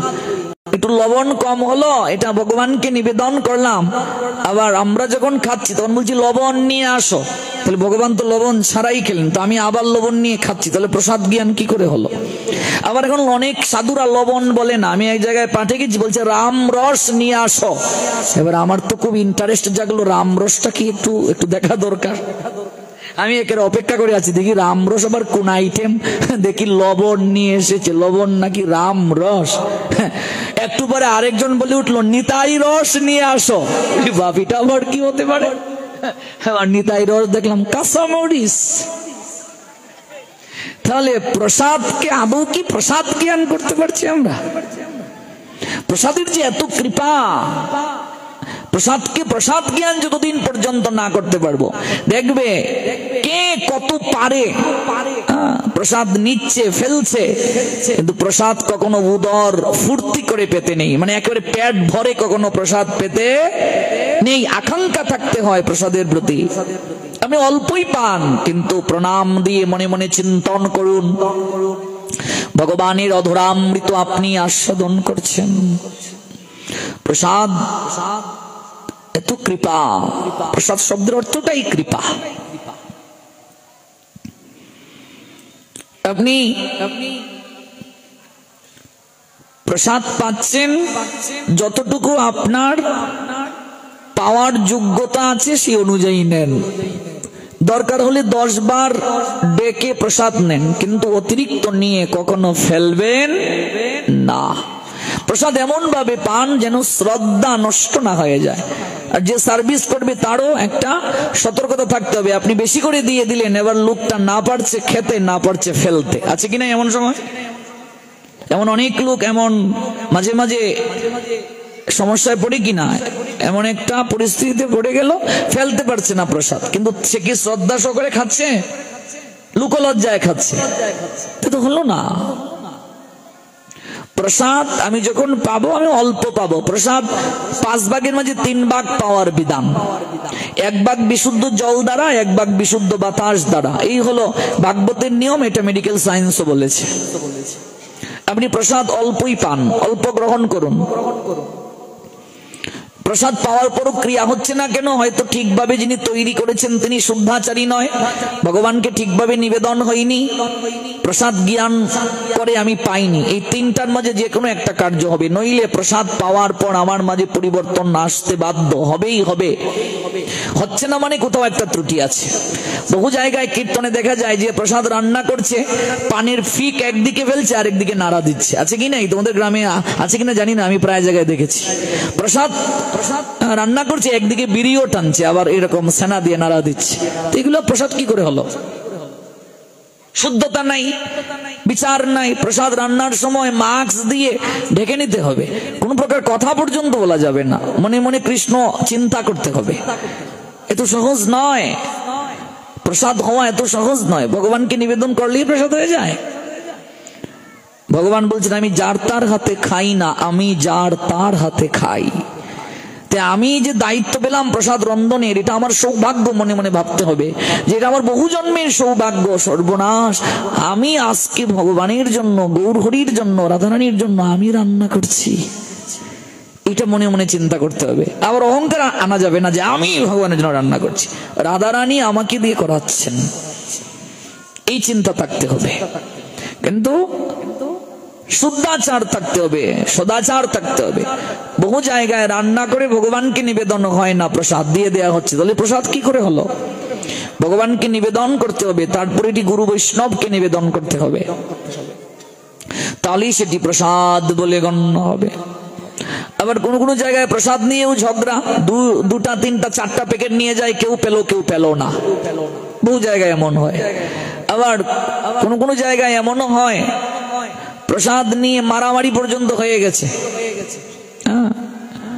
ভাগবত পাঠে বহু জায়গায় আমার প্রচুর লোক হয়, তো ওসমানীনগর যখন পাঠ করলাম, এক মায়ের কানের দুল নিয়ে গেল, এক জায়গায় চেইন টেনে নিয়ে গেছে। তো যারা নিয়েছে ওরা তো ভাগবতী এসেছে নাকি? এই জন্য মহাদেব বলছেন, সবাই কি দেবী গঙ্গা স্নানে আসে, সবাই কি ভাগবতে আসে?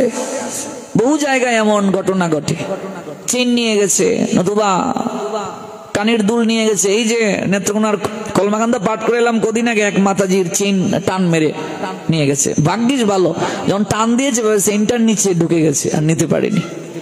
এইভাবে বহু জায়গায় ঘটনা ঘটে। তাহলে সবাই কি আর ভাগবতে আসে? সবাই কি কীর্তনে যায়? সবাই কি গঙ্গা স্নানে যায়? এক এক জনের চিন্তা ভাবনা এক এক রকম। কেউ ভাবতেছে শিউলির মা যাচ্ছে, শেফালির মা, সব পাশের করে থাকে, আরে একটু দিয়ে খাই, এই হেয়ালিপনা হয়ে যাচ্ছে।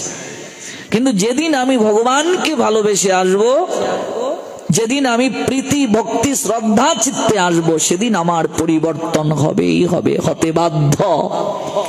এবার হরিধ্বনির সময় একটা সমাজে বসেছি, তো সবাই হাত তুলছে। আমি হাত যদি না তুলি তাহলে তো আমি সমাজে যোগ্য নয়। সবাই হাত তুলছে, আমি হাত তুলিনি, তার মানে দেখতেও তো খারাপ লাগে।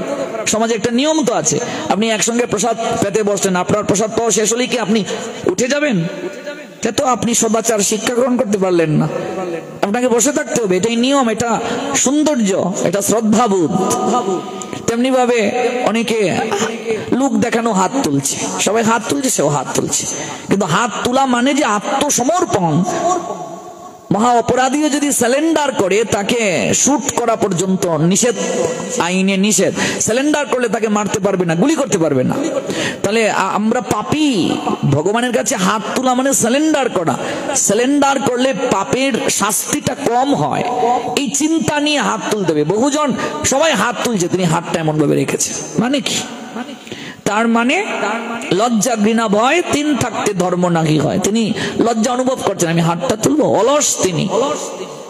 এই যে তত্ত্ব জানা, one who knows the transcendental nature of my appearance and activities does not upon a living this body take his birth again in this material world by eternal abode Arjun, said Almighty Creator Krishna, Srimad Bhagavad Gita 3 chapter, Karma Yuga and 4th chapter, Gyan Yuga 9 verse. One who knows the transcendental nature of my appearance and activities does not upon living this body take his birth again in this material world by eternal abode Arjun, said Almighty Creator Krishna, Srimad Bhagavad Gita 4th chapter, Gyan Yuga 9 verse. Janma karma chami dibbam evam yavetti tattata takta deham punar janma noeti mameti sarjuna. And also said Almighty Creator Krishna, Srimad Bhagavad Gita 3 chapter, Karma Yuga 21 verse. Whatever action a great man performs, common men follow, and whatever his standards by exemplary acts all the world pursue, said Almighty Creator Krishna, Srimad Bhagavad Gita. এই যে আচরণ করে জগৎকে আচরিত করা, ভগবানের তো জগতে কর্ম নাই। নমে পার্থস্তি কর্তব্যম ত্রিষু লোকেষু কিঞ্চন ন অনুবাপ্তব্যম বাপ্তব্যম বর্তয়ব চ কর্মাণি যদি অহম ন বর্তয়ম জাতু কর্মণি অতিনৃত মম বর্ত অনুবর্তন্তে মনুষ্যা পার্থ সর্বসা। আমার তো কর্ম নাই অর্জুন, এরপর আমি কর্ম করছি। আমি যদি কর্ম না করি জগতের কেউ কর্ম করবে না। আমি যদি অনলস ভাবে কর্তব্য কর্মে প্রবৃত্ত না হই, তবে সবাই আমাকে অনুসরণ করে অনুবর্তী হয়ে মানুষ কর্ম ত্যাগ করবে। Asan of Partha, there is no work prescribed for me within all the three planetary systems, nor am I in want of anything, nor have I need to obtain anything, and yet I am engaged in prescribed duties, said Almighty Creator Krishna. And also said Srimad Bhagavad Gita 3 chapter 23 verse 45, if I fail to engage in carefully performing prescribed duties, oh my dear devotee, oh my dear pal, oh my dear fellow, oh my dear intimates, Arjun, certainly all men would follow my path. Jadi aham na bartayam jatu karmani atinrito mama barto অনুবর্তন্তে মনুষ্যা পার্থ সর্বস্ব। এই জন্য নিজে আচরণ করিয়া জগৎকে শিক্ষা দেওয়ার নিমিত্তে ভগবান আসেন দুষ্কৃতিকারীর বিনাশ করার জন্য, ধর্ম সংস্থাপন করার জন্য, সাধুকে পরিত্রাণ করার জন্য, আনন্দ রস আস্বাদন করার জন্য। whenever is there reason religious describe religion যখন নিম্নগতি প্রাপ্তি হয়ে যায়, whenever there is a religious decline মানে কমে যাওয়া। কি কমে যাওয়া যায়? প্র্যাকটিস অফ রিলিজিয়ান মানে ধর্মের অনুশীলনটা যখন কমে যায়, দুষ্কৃতিকারীরা যখন মাথা ছাড়া দিয়ে উঠে, অসুররা যখন আসরিক ভাবাপন্ন অধিক পরিমাণে হয়ে যায়, তখন ভগবান আসেন। এই জন্য গীতাতে বলছেন whenever there is a decline in religious practice or descendant of Bharat and a predominant rise of religion, at that time I descend myself to deliver the pious and to annihilate the miscreant as well as establish the principle of religion. I myself appear millennium after millennium, yada hi dharmasya glanir bhavati bharat অভ্যুত্থানাম ধর্মস্য তদাত্মনাম সৃজাম্যহম পরিত্রাণায় সাধুনাম বিনাশায় চ দুষ্কৃতাম ধর্ম সংস্থাপনার্থায় সম্ভবামি ইয়াগে। এজন্যই তো ভগবানের আশা জগতে নিজে আচরণ করে জগৎকে শিক্ষা দেবেন। এটা গৌরাঙ্গ সুন্দরের লীলায় আমরা আরো স্পষ্ট দেখতে পাই। আপনি আচরে প্রভু জীবের শেখায়, আপনি না আচরিলে জীবকে শেখানো না যায়। এই জন্য আজকে মহাদেব পার্বতী নিজে আচরণ করে জগৎকে একটা দৃষ্টান্ত দিচ্ছেন আর বলছেন, পার্বতী সাধারণ রমণীর রূপ ধারণ করে যে পাপী যদি আমার পতির দেহকে স্পর্শ করে সঙ্গে সঙ্গে সে বর্ষ হয়ে যাবে। কথা শোনার সঙ্গে সঙ্গে সবাই দৌড়াচ্ছে, কি দরকার আছে বাবা? এমনিতেই অনেক কাজ বাকি রয়েছে আমাদের, সংসারের এখনো বিষয় তৃষ্ণা কিচ্ছু যায়নি, কর্তব্য শেষ হয়নি, দায়িত্ব শেষ হয়নি। তোমার স্বামীকে ধরে নিজে বশীভূত হওয়ার কি দরকার আছে? তোমার লাশ তুমি সামলাও। যাদেরকে এই কথাটা বলছেন সবাই গঙ্গা স্নান করে এসেছে, কিন্তু কেউ নিজে পবিত্র হয়েছে এই ভাবনা আনতে পারে নাই। গঙ্গা স্নান করে উঠেছে, এসে দাঁড়িয়েছে, আর সাধারণ রমণী রূপে পার্বতী বলছেন আমার স্বামীকে একটু শ্মশানে নিয়ে যাও, তুমি না গঙ্গা স্নান করে এলে, তুমি না পবিত্র। বলছে না, তা তো পবিত্র হয় জানি, কিন্তু যদি একটু পাপ থেকে যায়, মানে সন্দেহ রয়ে গেছে। যতদিন আমার শ্রদ্ধাহীনতা থাকবে, শ্রদ্ধা আসবে না, ততদিন যাবত আমার কোনো কিছু লাভ হবে না। এই জন্য ভগবান স্পষ্ট বলে দিলেন নবম অধ্যায় রাজবিদ্যা রাজগুহ্য যুগের 3 নং শ্লোকে শ্রীমদ্ ভগবদ গীতায়, অশ্রদ্ধা ধনা পুরুষা ধর্মস্য অস্য পরন্তপ অপ্রাপ্য মাম নিবর্তন্তে মৃত্যু সংসার বর্তনী। শুনো, পরন্তপ অর্জুনের 22টা নামের মাঝে একটা নাম পরন্তপ। হে পরন্তপ, ধর্ম প্রতিপালনে যাদের শ্রদ্ধা উদিত হয় নাই, ধর্ম প্রতিপালন করছে চিত্তে শ্রদ্ধা নাই, অপ্রাপ্য মাম, ওরা কোনোদিন আমায় পাবে না। নিবর্তন্তে মৃত্যু সংসার বর্তনী, আমাকে যারা পায় না ওরা বারংবার জন্ম মৃত্যুর চক্রাকারে ঘুরে আসবে যাবে। আর শ্রদ্ধা যার আছে, শ্রদ্ধাবান অনুষ্বচ সিনুয়াত পিয়া নরহ সপি মুক্ত সুবান লুকান প্রাপ্নুয়াত পুণ্যকর্মণাম। শ্রীমদ্ ভগবদ গীতা 8শ অধ্যায় মুখ্য যোগ। সেখানে ভগবান বললেন শ্রদ্ধা চিত্তে যে এই কথা শ্রবণ করবে, কোন কথা? ভগবানের কথা শ্রবণ করবে। সপি মুক্ত সুবান লোকান প্রাপ্নুয়াত পুণ্যকর্মণাম, সেই ব্যক্তি পুণ্য কর্মকারীদের ন্যায় অচিরাত এই দুঃখময় সংসার সাগর থেকে উদ্ধার হয়ে গোবিন্দের চরণ প্রাপ্ত হবে, ভগবানের চরণ প্রাপ্ত হবে।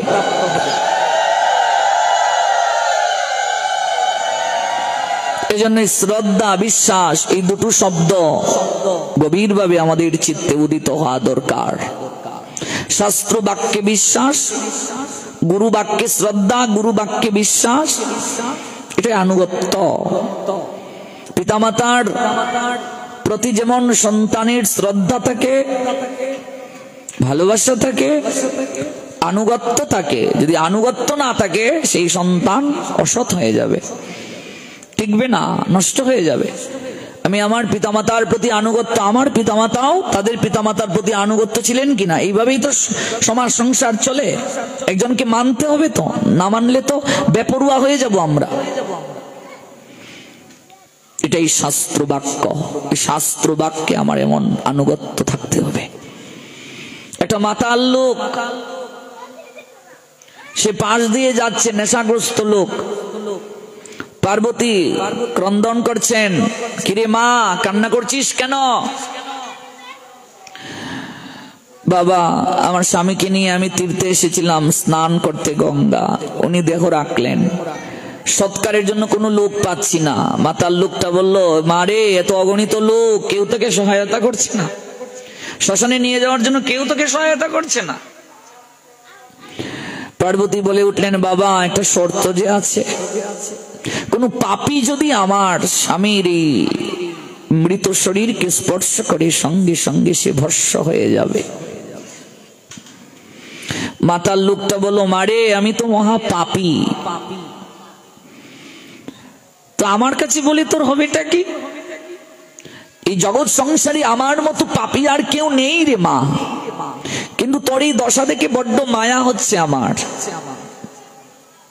মা তুই একটু অপেক্ষা কর, গঙ্গা স্নান করলে মহাপাপীরও পরিত্রাণ হয়, মহাপাপীও নির্মল হয়ে যায়, শুদ্ধাচারী হয়ে যায়। তুই একটু অপেক্ষা কর, আমি এই গঙ্গায় একটা ডুব দিয়ে নির্মল হয়ে পবিত্র হয়ে আসি, তারপর মা আমি ধরবো ওই দুটো চরণ আর তুই দুটো হাত ধরবে, আমরা মার ছেলে মিলে তাকে শ্মশান ঘাটে নিয়ে যাব। তুই একটু অপেক্ষা কর মা, আমি ওই গঙ্গায় একটা ডুব দিয়ে আসি। মাতাল লোকটা দৌড়ে গেল, হে পতিত পাবনী, হে সুরোদনী, হে পতিত পাবনী, আমার মতো পাপী জগতে কেউ নাই। আমি নেশাগ্রস্ত মাতাল, সারা জীবন আমি ধর্মকর্ম কিচ্ছু করিনি, কিন্তু আজ এক অসহায় মা ক্রন্দন করছে, তার স্বামীকে শ্মশানে নেওয়ার কেউ নয়। তাই আজ সন্তান, তোর কুলাঙ্গার সন্তান, দেহ মনে কত পাপের ময়লা মাখানো রে, এসেছি তোর কাছে একটু স্নাত হওয়ার জন্য। সন্তান যদি ধুলাবালি মেখেও আসে, মা তো তাকে কখনো দূরে ঠেলে দেয় না রে, মা তাকে কুলে নিয়ে সযতনে পরিষ্কার করে দেয়, পরিচ্ছন্ন করে দেয়। আমি তোর কুলাঙ্গার সন্তান, তোর কাছে এসে আমি আশ্রয় ভিক্ষা চাইছি, একটিবার আমাকে তুই নির্মল করে দে মা, পবিত্র করে দে। দেখুন হৃদয়ের ভক্তিটা দেখুন, শরণাগতিটা দেখুন।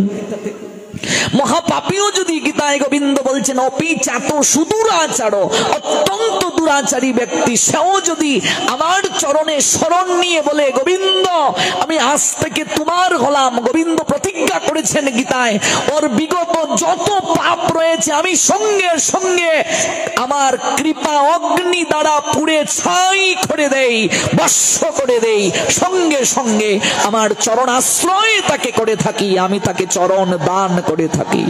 শরণাগতির এমন দৃষ্টান্ত আর কোথায় পাবে?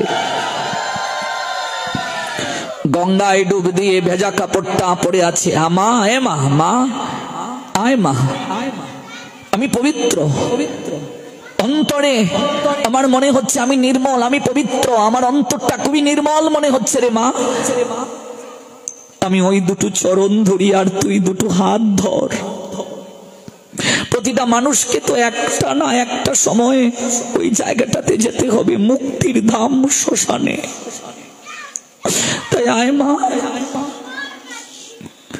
আমি ভাগবতে এলাম, যদি আমার চিত্তটা এমন করে দ্রবীভূত না হয়, আমি গঙ্গা স্নান করলাম, আমার চিত্ত যদি এমন করে দ্রবীভূত না হয়, যদি আমার সংশয় থাকে, ওই সংশয় চিত্তে কোনোদিন কৃষ্ণ কৃপা লাভ হয় না মা, কোনোদিন হয় না। ওই লোকটা যখন মহাদেবের চরণ স্পর্শ করলো, সঙ্গে সঙ্গে তার সর্বাঙ্গ কম্পিত হয়ে উঠল।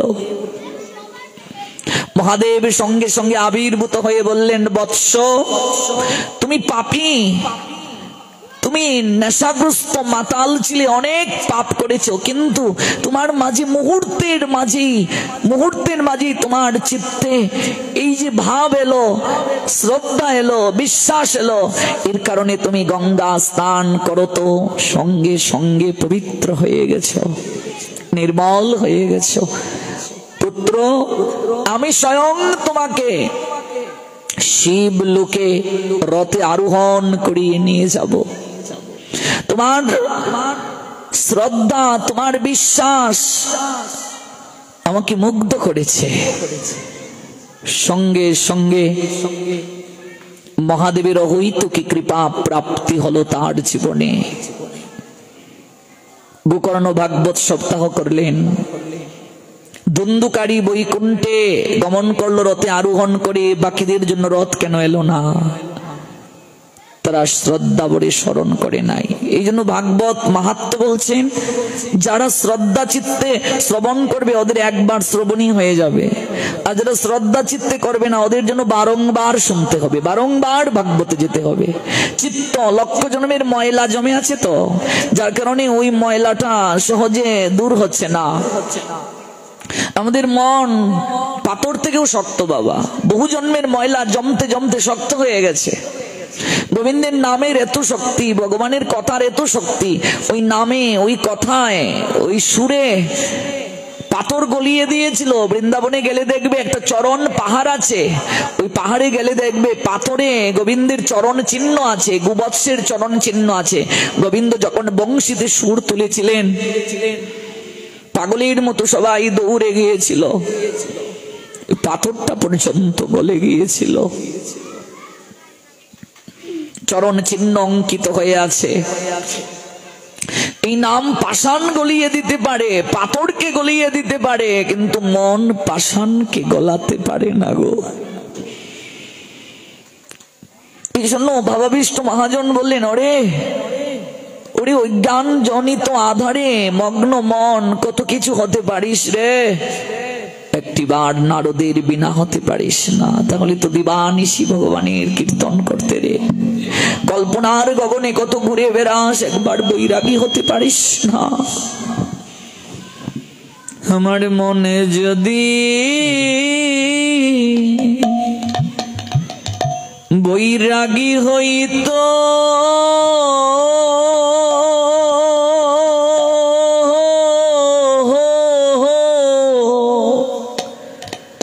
কৃষ্ণ নামটি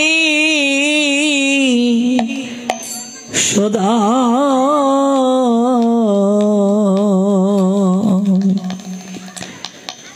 সদাই লইত গো আমার মন যদি বৈরাগী হইত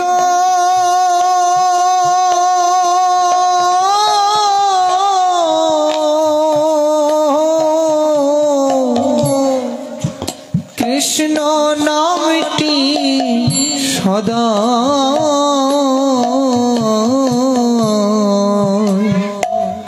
সদাই লইত গো। ভাবাবিষ্ট পদকর্তা বলছেন, ওরে মন,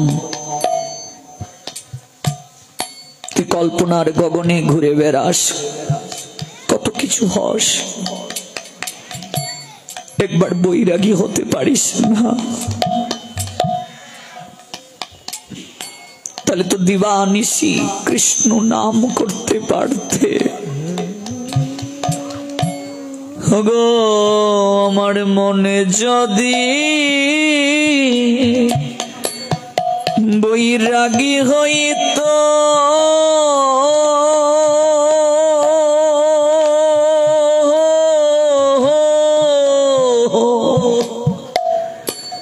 কৃষ্ণ নামটি সদা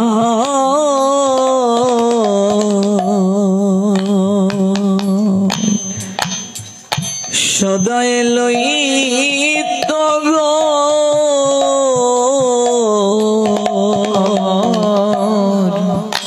মন যদি গৌর প্রেমানন্দে বৈরাগী হইত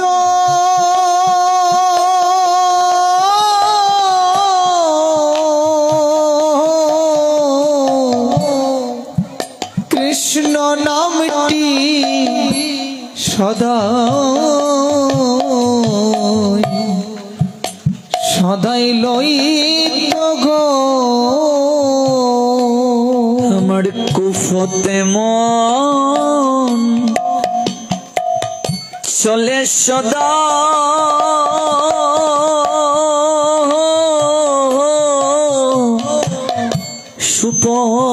সুপথে মনে চলে না গৌর প্রেমানন্দে। কুপথে মনের চলে সদা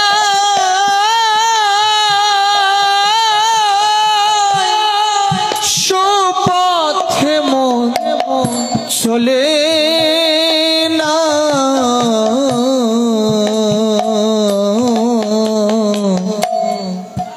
মন তো মজে না এমন মধু মাখা কৃষ্ণ নামে আমার মন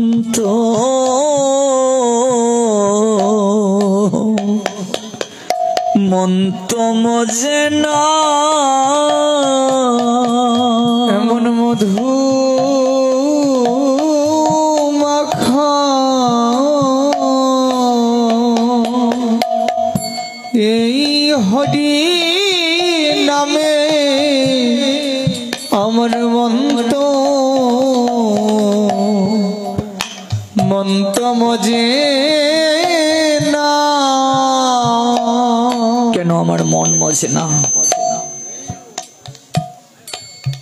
কারণ আমার এই মন লক্ষ জন্মের ময়লা আবর্জনায় স্তূপাকার হয়ে গেছে। আবরণ যতদিন পর্যন্ত আমি সরাতে না পারবো, নামের দ্বারা ভজনের দ্বারা যতদিন পর্যন্ত আমার এই চিত্তকে নির্মল করতে না পারবো, ততদিন যাবত আমার এই দুর্দশা দূর হবে না। তো শুনতে থাকো ভাগবতের কথা। যার বাঁশির সুরে পাগল হয়ে ব্রজ গোপিকারা দুলায় গড়াগড়ি দিয়ে ছুটে গিয়েছিল, সেই মুরলীধর গোবিন্দের কথা শুনতে থাকো। ভাগবত হলো ভক্তদের লীলামৃত গোবিন্দের শোনে, কেমন করে ভগবানকে ওরা প্রাপ্ত হয়েছিল, কেমন করে ভগবানকে ওরা ভালোবেসেছিল, ওই কথা শুনতে থাকো। শুনতে শুনতে দেখবে একদিন চিত্ত দ্রবীভূত হবে, নয়নে অশ্রু ঝরবে, কর্ণের বধিরতা গুজবে, আর শেষের দিনে বৈকুণ্ঠ থেকে বৈকুণ্ঠনাথ রথ পাঠাবেন তোমাকে নেয়ার জন্য।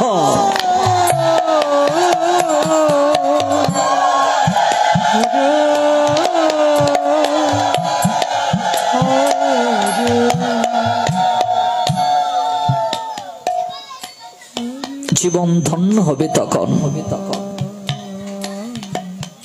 এই জন্য শ্রবণটা এত দরকার। শ্রবণ করলেই মঙ্গল। শ্রবণের দ্বারাই পরীক্ষিত প্রাপ্ত হলেন ভগবানকে। শ্রবণের দ্বারাই প্রেত থেকে মুক্তি হলো ধুন্ধুকারীর।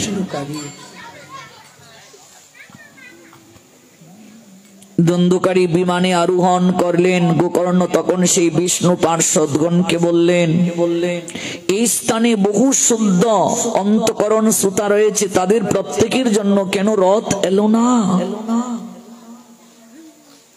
গোকর্ণ বিষ্ণুদূতদেরকে প্রশ্ন করলেন, হে হরিপ্রিয়গণ, এই স্থানে সকলেই সমানভাবে শ্রবণ করেছে, তাহলেও কিসের জন্য ফলের এমন বৈষম্য ঘটলো? এখানে তো সবাই শ্রবণ করলো, তাহলে কেবল ধুন্ধুকারীর জন্য রথ এলো, বাকিদের জন্য কেন রথ এলো না? বৈষম্য কেন?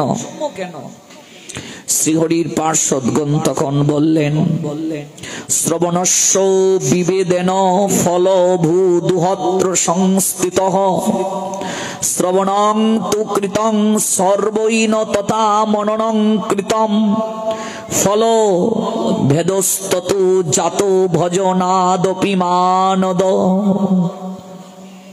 বিষ্ণুদূতগণ বললেন, হে মানদ, শ্রবণের বৈষম্যের জন্য ফলেরও বৈষম্য হয়েছে। শ্রবণে বৈষম্য কি? সবাই কি আর এক মনে শ্রবণ করেছে? সকলে যেভাবে শ্রবণ করেছে সেভাবেই ফল প্রাপ্ত হয়েছে। ভজনের তারতম্যের কারণে ফলের তারতম্য হয়। নারদ প্রশ্ন করেছিলেন গোবিন্দকে, প্রভু গো, কৃষ্ণ নামের মহিমা কি, হরি নামের মহিমা কি? ভগবান তখন বললেন, নারদ, আধারি আলোর গুরুত্ব অনুভব করা যায়। নামের মহিমা জানতে গেলে একটিবার তোমাকে নরক পরিক্রমা করে আসতে হবে, নরক দর্শন করে আসতে হবে। যে নারদ দিবানিশি ভগবানের নাম করেন, তিনি কি জানেন না? মহিমা জানেন, কিন্তু আমাদেরকে জানানোই তার অভিপ্রায়। নরকে তখন নারদ গিয়ে যখন আবির্ভূত হলেন, ধর্মরাজ যম তাকে প্রণতি স্বীকার করে বললেন, আহা, এ তো পরম সৌভাগ্য, পাপীদের আলোয়ে আপনার মতো পরম বৈষ্ণবের আগমন। এই পাপ আলোয়ে তো সাধারণত কোনো সাধু, কোনো বৈষ্ণব আসে না। ধন্য আমি আপনাকে দর্শন করতে পেরে। বলুন, আপনার পদার্পণের হেতু কি? নারদ তখন বললেন, আমি প্রভুর আজ্ঞায় এসেছি নামের মহিমা উপলব্ধি করার জন্য। ধর্মরাজ যম বললেন, দেবর্ষি, আপনি যেহেতু কৃপা করে এসে পড়েছেন, কতকাল ধরে মধুর কৃষ্ণ নাম শ্রবণ করি না। আপনি একটিবার ওই বীণা বাজিয়ে যদি আমাকে একটু হরিনাম শ্রবণ করাতেন, আমার আনন্দ হতো, জীবনটা পরিপূর্ণ হয়ে যেত। নারদ তখন বীণা বাজিয়ে গাইতে শুরু করলেন মধুর স্বরে কৃষ্ণ নাম। নারদ বললেন, কৃষ্ণ নাম গাইছি, একটু একটু পরিক্রমাটাও দেই নরকে। ওই কীর্তন করতে করতে তিনি যখন যাচ্ছেন দক্ষিণ দিকে, যখন এলেন নারদ, যমরাজ হাতটা ধরে বললেন, দেবর্ষি কীর্তন বন্ধ করুন, এখানে মহাপাপীদের বাস। যমরাজ তাকিয়ে দেখছেন অগণিত পাপী দিব্য দেহ ধারণ করে ওরা বৈকুণ্ঠে গমন করতে শুরু করলো। অগণিত পাপী বৈকুণ্ঠে গমন করতে শুরু করলো। আপনি কীর্তন বন্ধ করুন, সবাই যদি উদ্ধার হয়ে যায় তাহলে আমি কাদেরকে নিয়ে রাজত্ব করব। নারদ কীর্তনটা বন্ধ করলেন, কিন্তু এর আগেই বহুজন দিব্য দেহ ধারণ করে চলে যাচ্ছে। তাহলে বাকিরা গেল না, ওরা কেন গেল? ওদের কর্ণে পৌঁছিয়েছে, বাকিদের কানে পৌঁছায় নাই। এই হলো মুখ্য কথা। এই জন্য প্রশ্ন করলেন দেবর্ষি নারদ, যমরাজকে ওরা দিব্য দেহ ধারণ করে চলে গেল? যে নারদ বিনা বাজিয়ে সতত হরিনাম করেন, অথচ আজ তিনি নামের মহিমা জগৎকে জানানোর জন্য এই লীলা করলেন। প্রভুর কাছে এলেন, নারদ নামের মহিমা বুঝলে? তুমি যখন দিব্য নাম করেছিলে পাপীরা দিব্য দেহ ধারণ করে চলে গিয়েছিল, তোমার নামের মহিমা কি জানা হয়নি নারদ? নারদ মৃদু হাসলেন, প্রভু তোমার এই নামের এত মহিমা। নামযজ্ঞে তো আমরা যাই, আপনাদের এই গ্রামেও নামযজ্ঞ আছে। যজ্ঞের আগে 3 দিন ভাগবত পাঠের সুযোগ পেয়েছি আপনাদের মাধ্যমে। আমার অনুরোধ থাকবে, আমরা কলিহত মানুষ, আমরা এত কঠিন ভজন সাধন করতে পারবো না। আপনি নামযজ্ঞে গিয়েছেন শ্রবণের জন্য, নিষ্ঠা সহকারে শ্রবণ করুন, 1 ঘন্টাই শুনে যান, কিন্তু সবকিছু বন্ধ করে দিন। মোবাইলটা 1 ঘন্টার জন্য বন্ধ করে দিন, নতুবা সাইলেন্ট করে দিন। জড়জগতের কানেকশন বন্ধ করে দিন। একটু হরিনাম শুনুন নিষ্ঠা সহকারে, দেখবেন শুনতে শুনতে আপনার হৃদয়টা কখন যে গলে গেল। আর নয়ন দিয়ে মনের অজান্তেই দেখবেন বিন্দু বিন্দু জল গোবিন্দের চরণে অঞ্জলি দেওয়ার জন্য পড়ছে, ঝরে পড়ছে। চিত্তটা নির্মল হয়ে যাবে। তারপর একটু প্রসাদ পেয়ে চলে যান। বহু সঙ্গে না করিও বাস, বহু সঙ্গে হরিভজন হয় না, হয় না মা। কবে আমাদের সেই দিনটা হবে বলুন? ওগো নামের মালা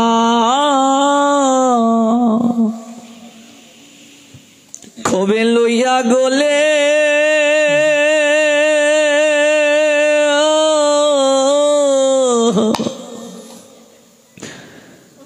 আমি ভাসি যেন নয়নে জলে গো।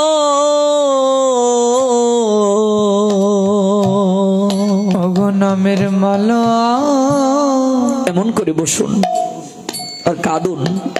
আমি লইয়া গলে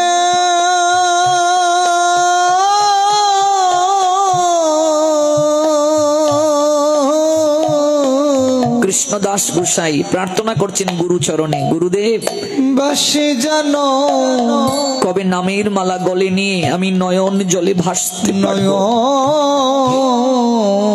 গুরুদেব আপনি তো প্রেম কল্পতরু, আপনি তো ভজনের অধিকার দিলেন, আমি তো কিচ্ছু জানতাম না। নয়ন জলে গো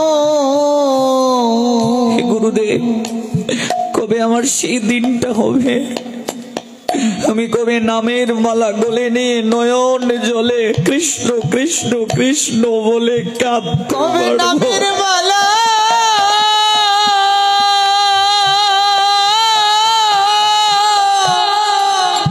লইয়া গলে বাসি জন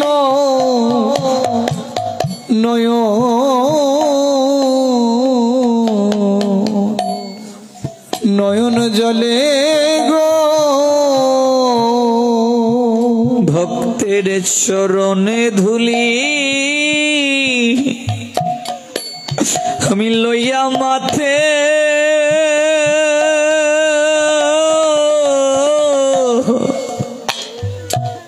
আমি করি যেন প্রসাদ জ্ঞান গো ভক্তে ভক্তির চরণ দুলি এই অঙ্গে আমি কবে মাখবো আর প্রসাদ জ্ঞান করে আমি প্রণাম দেব আমার কবে গুরুদেব সেই দিন হবে আমার কবে সেই দিনটা হবে দুলি লইয়া মাথে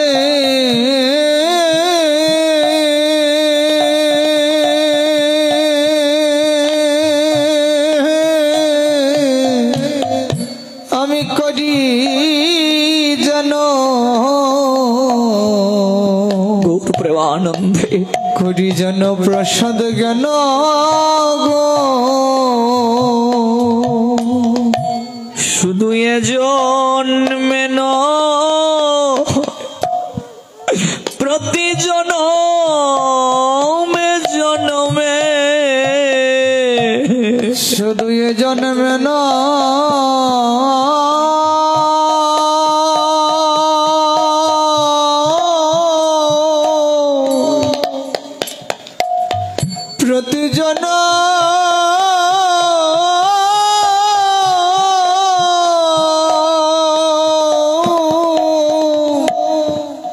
প্রতি জনমে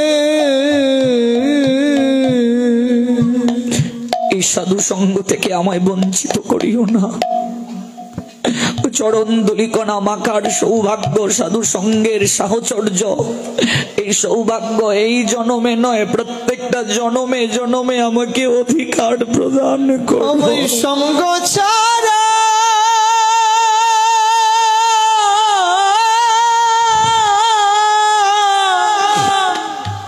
ছাড়া করো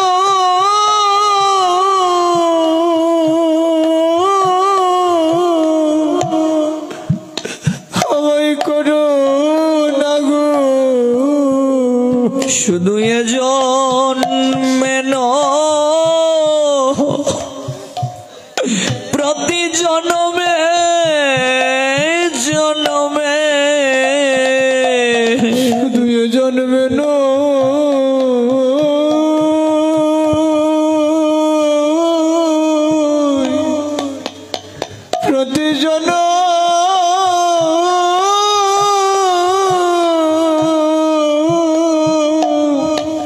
প্রতি জনমে আমায় সঙ্গ ছাড়া করিও না আমি যে সঙ্গ বড় ভালোবাসি আমি সঙ্গ বড়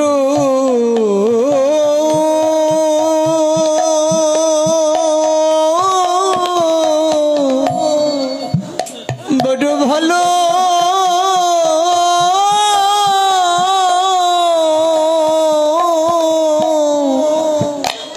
ভালোবাসি আসুন সাধু সঙ্গে গোড়াগুড়ি দেন ধুলায় প্রেমালিঙ্গন করুন কৃষ্ণ প্রসাদ গ্রহণ করুন দেখবেন এই শান্তি জগতে আর কোথাও খুঁজে পাবেন না এই পরমানন্দ জগতে আর কোথাও খুঁজে পাবেন না ধন্য ধন্য সাধু সঙ্গ এই আনন্দ এই পরম সুখ জগতের আর কোথাও আপনি খুঁজে পাবেন না এটি জীবনের শ্রেষ্ঠ সুখ পরম সুখ পরম আনন্দ এর থেকে আর কি আছে গো আর কি পাবে নিষ্ঠাটা খুবই দরকার একাগ্রতাটা খুবই দরকার শুধু এলে হবে না অনুভব থাকতে হবে অনুভব যতদিন পর্যন্ত এই হৃদয়ে না আসবে ততদিন পর্যন্ত আমার পরিবর্তন সম্ভব নয় সঙ্গ ছাড়া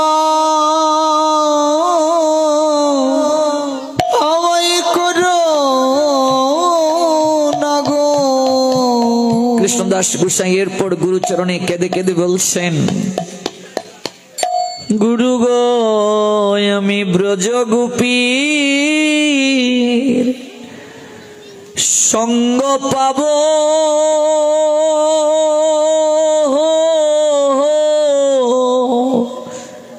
ব্রজের ধুলা গায়ে মাখিব গো কবে ব্রজ গোপীর সঙ্গ পাব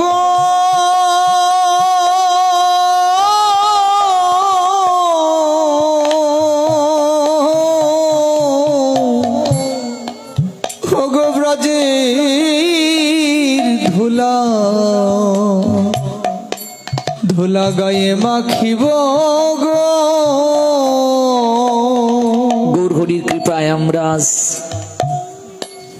এই নবশ্রেষ্ঠ বৃন্দাবনে আসার সৌভাগ্য প্রাপ্ত হয়েছি।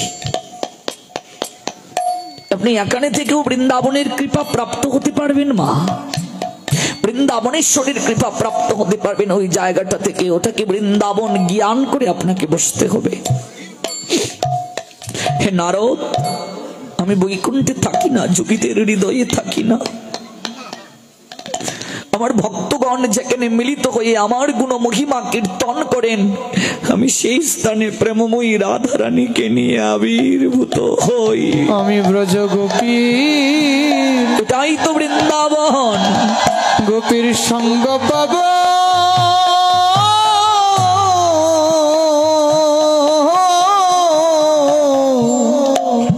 ও গো ব্রজের দুলা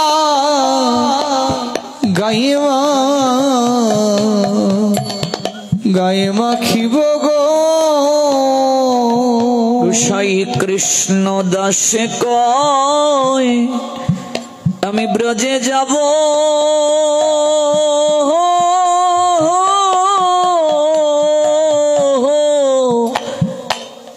আমি গাইব কৃষ্ণের গুণগান। গোসাই কৃষ্ণ দাস কবে ব্রজে যাব,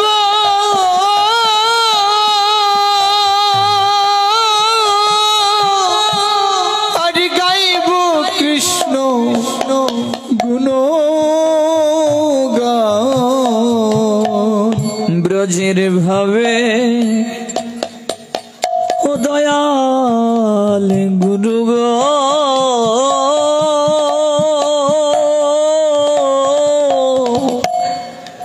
ব্রজের ভাবে সাজাও আমার, সাজাও দেহ খা দয়াল গুরু গো।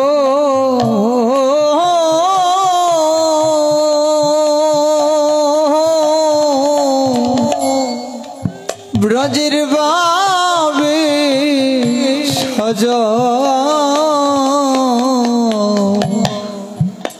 সাজাও দেহ খা।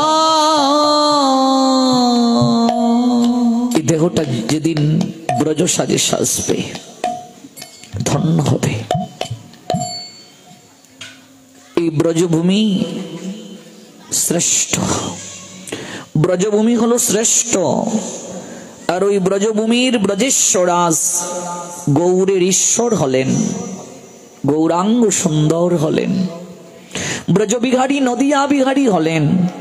আজকে তিনি জগৎ জীবকে এই কৃষ্ণ নাম ওই ব্রজ প্রেম নামের সঙ্গে মাখিয়ে দিলেন। এই জন্য আমরা নাম যজ্ঞে কায় মনোবাক্যে শ্রবণ করব। যজ্ঞের আগে ভাগবত কথা কায় মনোবাক্যে শ্রবণ করব। যারা ঠিকভাবে শ্রবণ করতে পারবে না তাদের মঙ্গল হবে না। এই জন্য বিষ্ণু দূতগণ বললেন, হে মানব, শ্রবণের বৈষম্যের জন্য ফলেরও বৈষম্য হয়েছে। সকলে যেভাবে শ্রবণ করেছে সেভাবে কেউ মনন বা বিচার করে নাই, তাই ভজনের তারতম্যের ফলে ফলেরও তারতম্য হয়েছে। এই প্রেত দুন্দুকারী সপ্তরাত্র উপবাস থেকে ভাগবতের কথা শ্রবণ করেছে, একাগ্র চিত্তরূপ মনদ করেছে। সে চিত্ত দর্পণটা মার্জন হয় যদি ভগবানের কথা শুনি, নাম শ্রবণ করি। ওর চিত্ত মার্জন হয়েছে, মননাদি করেছে সে। যে জ্ঞান দৃঢ় নয় তা ব্যর্থ, তেমনি ধ্যান শূন্য শ্রবণ ব্যর্থ। ভালো করে বুঝুন, যে জ্ঞান দৃঢ় নয়, যে জ্ঞানটা দৃঢ় না, সেই জ্ঞানও ব্যর্থ। তেমনি ভাবে শ্রবণও ব্যর্থ যদি ধ্যান না থাকে। ভগবানের কথা আমি শ্রবণ করছি, যদি আমার ধ্যান না থাকে, ধ্যানটা যদি সঠিক না থাকে, এলুমেলু ধ্যান যদি থাকে, এলুমেলু ধ্যান মানে কি, আমি দাঁড়ালাম আবার অন্যদিকে হাঁটছি, আবার একটু শুনলাম, একটু তাকালাম, ওইদিকেও তাকালাম, মোবাইলটাও করলাম, না, হবে না। কি বলছেন? ধ্যান শূন্য শ্রবণ ব্যর্থ, সন্দেহ থাকলে মন্ত্র ব্যর্থ। এই যে একটু আগে দৃষ্টান্ত দিলাম পার্বতী আর মহাদেবের, এটা কিন্তু ভাগবতেরই শ্লোকের মাধ্যমে দৃষ্টান্ত। বলছেন সন্দেহ থাকলে মন্ত্রও ব্যর্থ। গুরুদেব মন্ত্র দিয়েছেন, মন্ত্রে যদি সন্দেহ থাকে, সাধনায় যদি সন্দেহ থাকে যে সত্যি হবে তো, হবে তো, স্নান করে এসেছে বলে যদি একটু পাপ থেকে যায়, তাহলে স্নান আমি যে করলাম গঙ্গা স্নান, মনে কি আমার বিশ্বাস দৃঢ় ছিল? ছিল না। এই জন্য বললেন অদৃঢ়ং চ হতং জ্ঞানং প্রমাদেন হতং শ্রুতম সংদিগ্ধ হি হত মন্ত্র ব্যগ্র চিত হত জপ। এই শ্লোকটা আছে পদ্ম পুরাণে। সেখানে বলা হয়েছে সেই জ্ঞান ব্যর্থ যে জ্ঞান দৃঢ় নয়, ধ্যান শূন্য শ্রবণ ব্যর্থ, সন্দেহ থাকলে মন্ত্র ব্যর্থ, আর বিক্ষিপ্ত চিত্তে জপ ব্যর্থ। কি বলছেন? বলছেন ব্যগ্র চিত্ত হত জপ। হত মানে নিহত, মরে যাওয়া, এখানে হত মানে বিনাশ, হত মানে এখানে মূল্যহীন। বলছেন ব্যগ্র চিত্ত হত জপ। আজকাল আমরা যা জপ করছি, এই জপের কোনো কল্যাণ হচ্ছে না। আজকাল জপমালা হাতে নিয়ে ফ্যাশন হয়ে গেছে, বাজারে, মাঠে, ঘাটে, সব জায়গায় জপমালা হাতে, হরে কৃষ্ণ হরে কৃষ্ণ, লেবু কয় হালি, দাম কত, ফুলকপির কেজি কত, মানে কিচ্ছু লাভ হচ্ছে। এগুলো একটা ফ্যাশন হয়ে গেছে, চারিদিকে ফ্যাশন। শুধু জপমালা গলে নিয়ে ঝুলাইয়া ঝুলাইয়া হাঁটা, জপমালা হাতে নিয়ে প্রণাম দেওয়া, হাতে নিয়ে জপমালা হাতে নিয়ে ঝগড়া করা, জপমালা হাতে নিয়ে বাজার করা, জপমালা হাতে নিয়ে টিভি দেখা, মোবাইল টিপা, সব কিছু হচ্ছে। পদ্মপুরাণ বলে দিলেন সংদিগ্ধ হি হত মন্ত্র। যদি সন্দেহ থাকে, গুরুদেব মন্ত্র দিয়েছেন, মন্ত্র কাজ করবে না, মন্ত্রটা ব্যর্থ হবে। ব্যগ্র চিত্ত হত জপ। পদ্মপুরাণ বললেন যদি কেউ বিক্ষিপ্ত চিত্তে মানে মনকে স্থির না করে জপ করে, হরিনাম জপ করে, ওই নামও ব্যর্থ, ক্রিয়া হবে না, ক্রিয়া হবে না। আর কি বলছেন? অবৈষ্ণব হতু দেশু হতং শ্রাদ্ধম পাত্রকম হতম শ্রোত্রিয়ে দান মনাচরং হতং কুলং।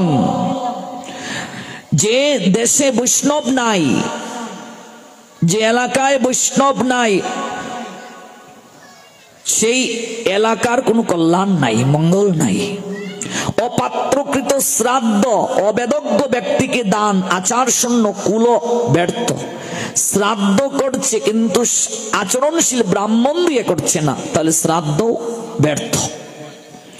আর দান করছে যাকে, ওই যাকে দান করবে, দাতা যদি যাকে দান করছেন তিনি যদি ওই দান করার পর ঠিক জায়গায় দানটা না করেন, ওই দানও ব্যর্থ।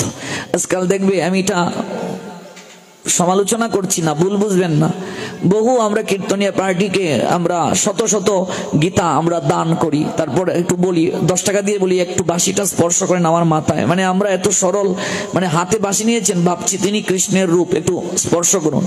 আমি গীতা দিলাম, দান করলাম, দেখা যাচ্ছে এই ছোটি ছোটি গীতা সঙ্গে 2 টাকা বা 5 টাকা দক্ষিণা, একটা ফল, তারপর দেখা যাচ্ছে ওই বাজারের দোকানে ওই গীতা বিক্রি করে ওরা চলে যাচ্ছে। এমন কাউকে দান করব না যে গ্রন্থ যদি না পড়ে, তাহলে দান করা গ্রন্থ আমার কোনো কল্যাণে আসবে না।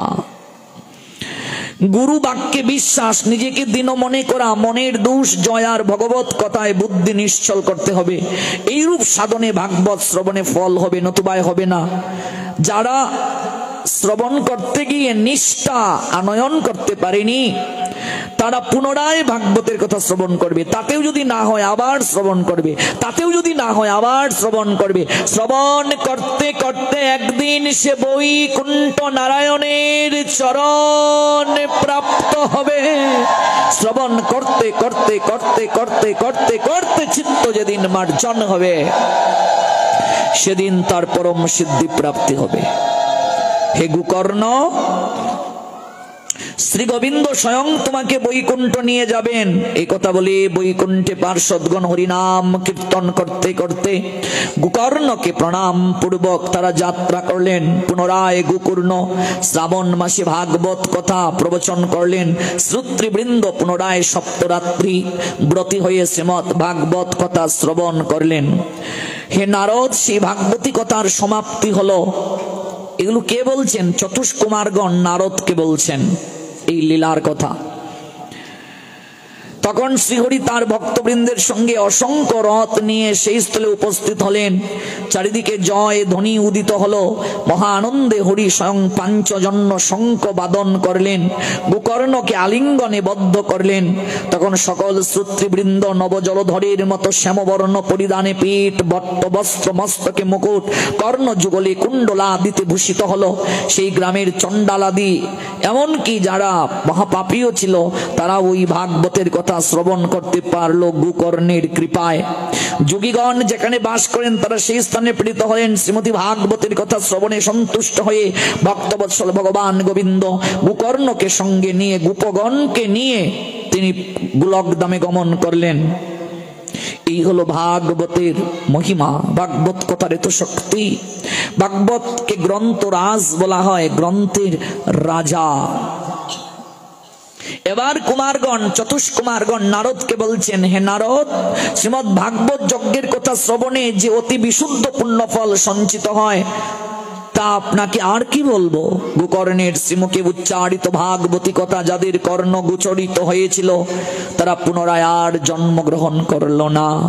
অর্থাৎ এই ভাগবত কথা যে কায় মনোবাক্যে শ্রবণ করে তাকে আর কখনো এই মায়া প্রপঞ্চময় মায়ার সংসারে ফিরে আসতে হবে না। এই পচা দেহ তাদেরকে আর ধারণ করতে হবে না। তারা নিত্য দিব্য শাশ্বত আনন্দ লুকে ভগবানের সঙ্গে বাস করে তার লীলায় অংশগ্রহণ করার সুযোগ পাবে।